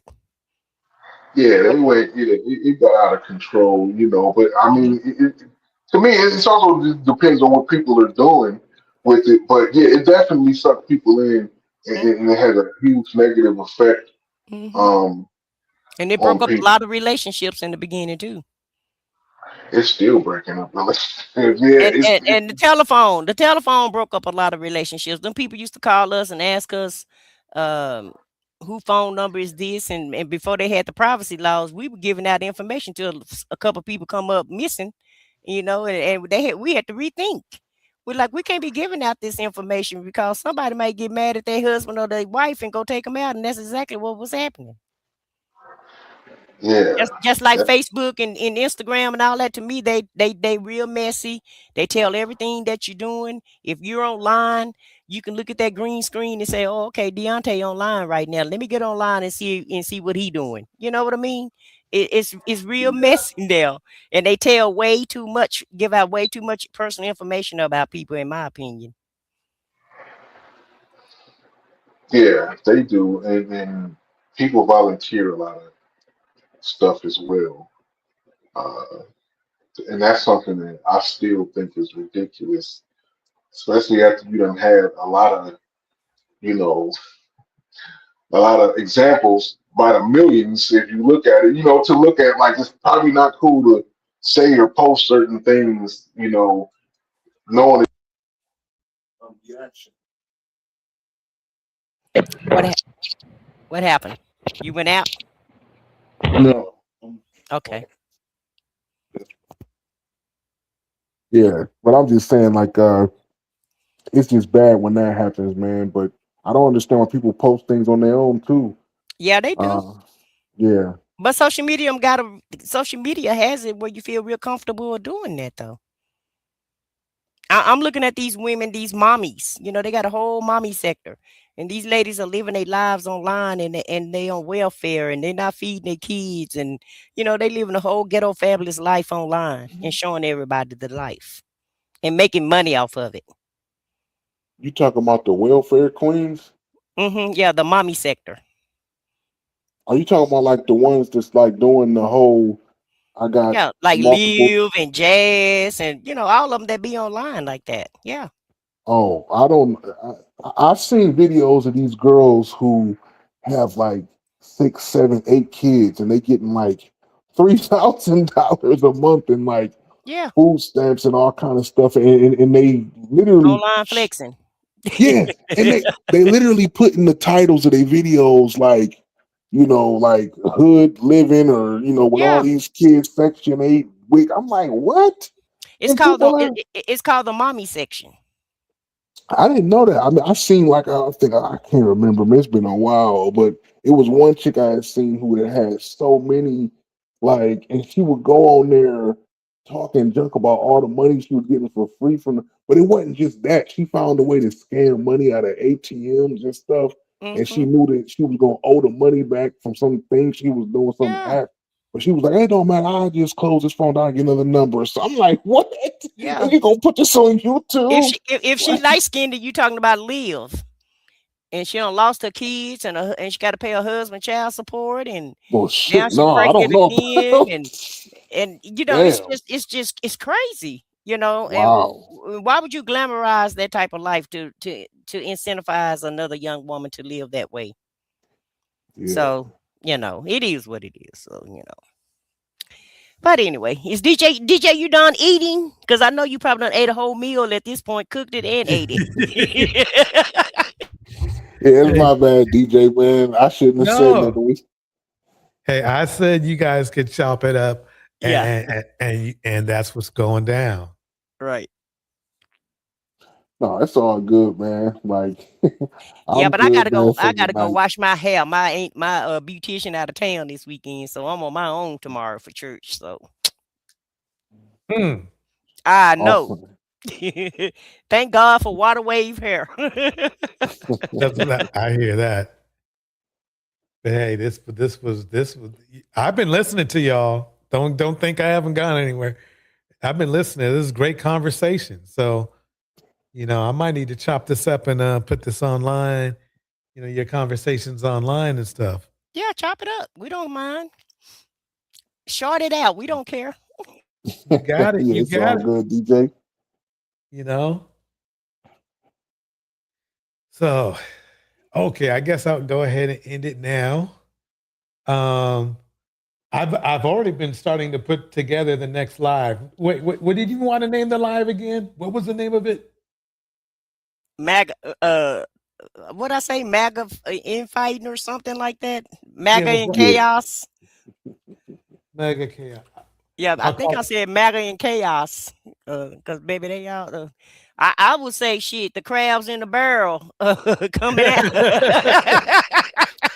Straight up. Some of that effect, the crabs in the barrel coming all out. You know, put it in ChatGPT and tell them to refine it for you. That's right. That's how you do it. Put MAGA and crabs in the barrel and see what ChatGPT come up with for you. Got it.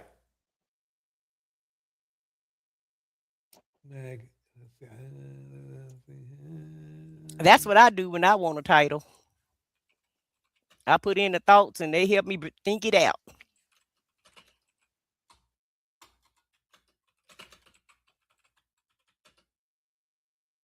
But Deontay, I just want to say you're such a smart young man, and you really are aware about world, you know, things that's going on in the world. I want to salute you and take my hat off to you, because you don't find young people that's really interested in what's going on around them. So, you know, I can salute you for that. Oh, thank you. I appreciate that. And the other guy, what was the other guy that used to be up here with us? Oh, Darnell? Darnell. Yeah, Darnell. Where is he at? He ain't coming back. He's taking a he kind of like dips in and out all the time. He'll be back. Oh, but tell him he can come on back. We ain't mad at him. Yeah. Yeah. Oh, there's why I seek knowledge. Hey, what's good?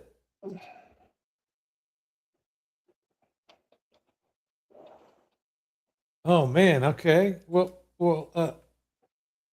Why seek knowledge? Thank you for coming through. Thank you for coming through. And safe travel, sis. You know you can stay always very- hit the replay button, sis. Yes. Okay. Okay, so let me go ahead and put on the beats. Thank you so much. I said what I said, and Deontay for coming through. I'm this is what okay. Oh, wait. How about this? Clause of consensus, resistance, resentment, and MAGA trap. Too complicated. What else they Okay. got going on? I know they gave you some more. The Red Scuttle. Wait, hold on a second. Let me see what Copilot talking about too before you go. Let me put it in Copilot also, since I'm on the Copilot system. If they'll let me come on, I haven't been on it so long with him. Let's see.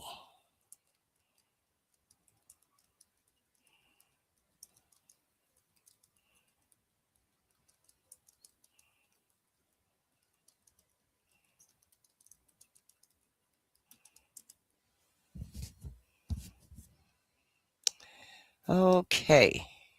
MAGA meltdown inside the crabs in a barrel infight. That sounds good. When MAGA turn on MAGA, a crab in a barrel breakdown. The MAGA Civil War. Clawing for power in the cramped barrel. That's funny. Crabs Yeah. in a barrel politics. MAGA factions eat their own. I like that. So, which one you want? And I'll repeat it again. Okay, say the first one. What was the first one? MAGA meltdown inside the crabs in a barrel infighting. Tell you what, let me just put it all in the back chat and you figure out. Perfect. And that way Perfect. we ain't got to worry about nobody, you know. Yeah. Yeah. Steal it. This ain't stealing, like Rocky said. This ain't stealing. You remember Rocky Scott?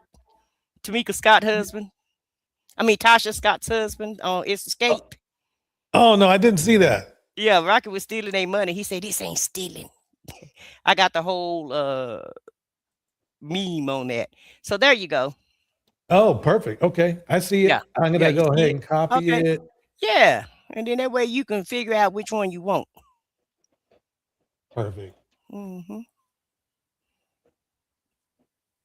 All right, everybody. I'm going to hit the beat now. Thank you so much. Happy Mother's Day, by the way. Here we go. Oh, yeah, it is Mother's Day. Yeah, happy Mother's Day, everybody. Yeah, happy Mother's Day. J Torch and friends. It's about to go down, baby. Yeah. Round and around and around. All right. Huge shout out. I said what I said, and Deontay on stage. Why is seeking knowledge? Ghost. Pink Boy Queen.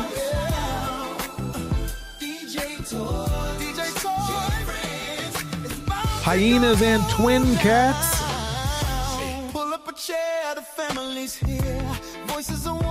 By the way, Hyena and Twin Cats, excellent content. Kevin the Lifestyle Guy, Angela Reddick. Minerva's World.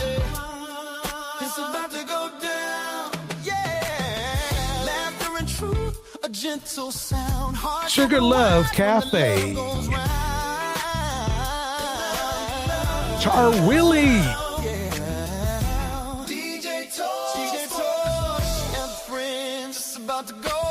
Here we go. Let's take it to the hook.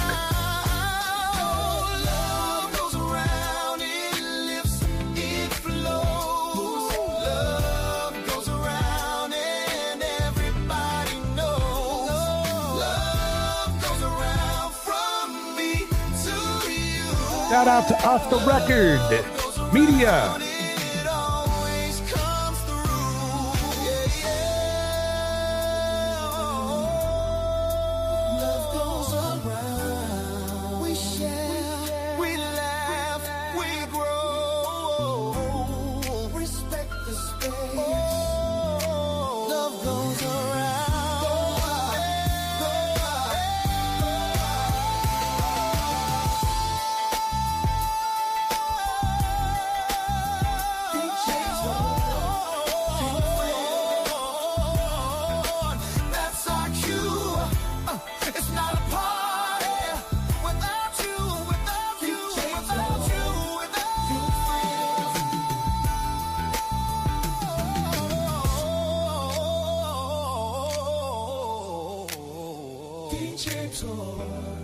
Ladies and gentlemen, have a cool evening. Happy Mother's Day.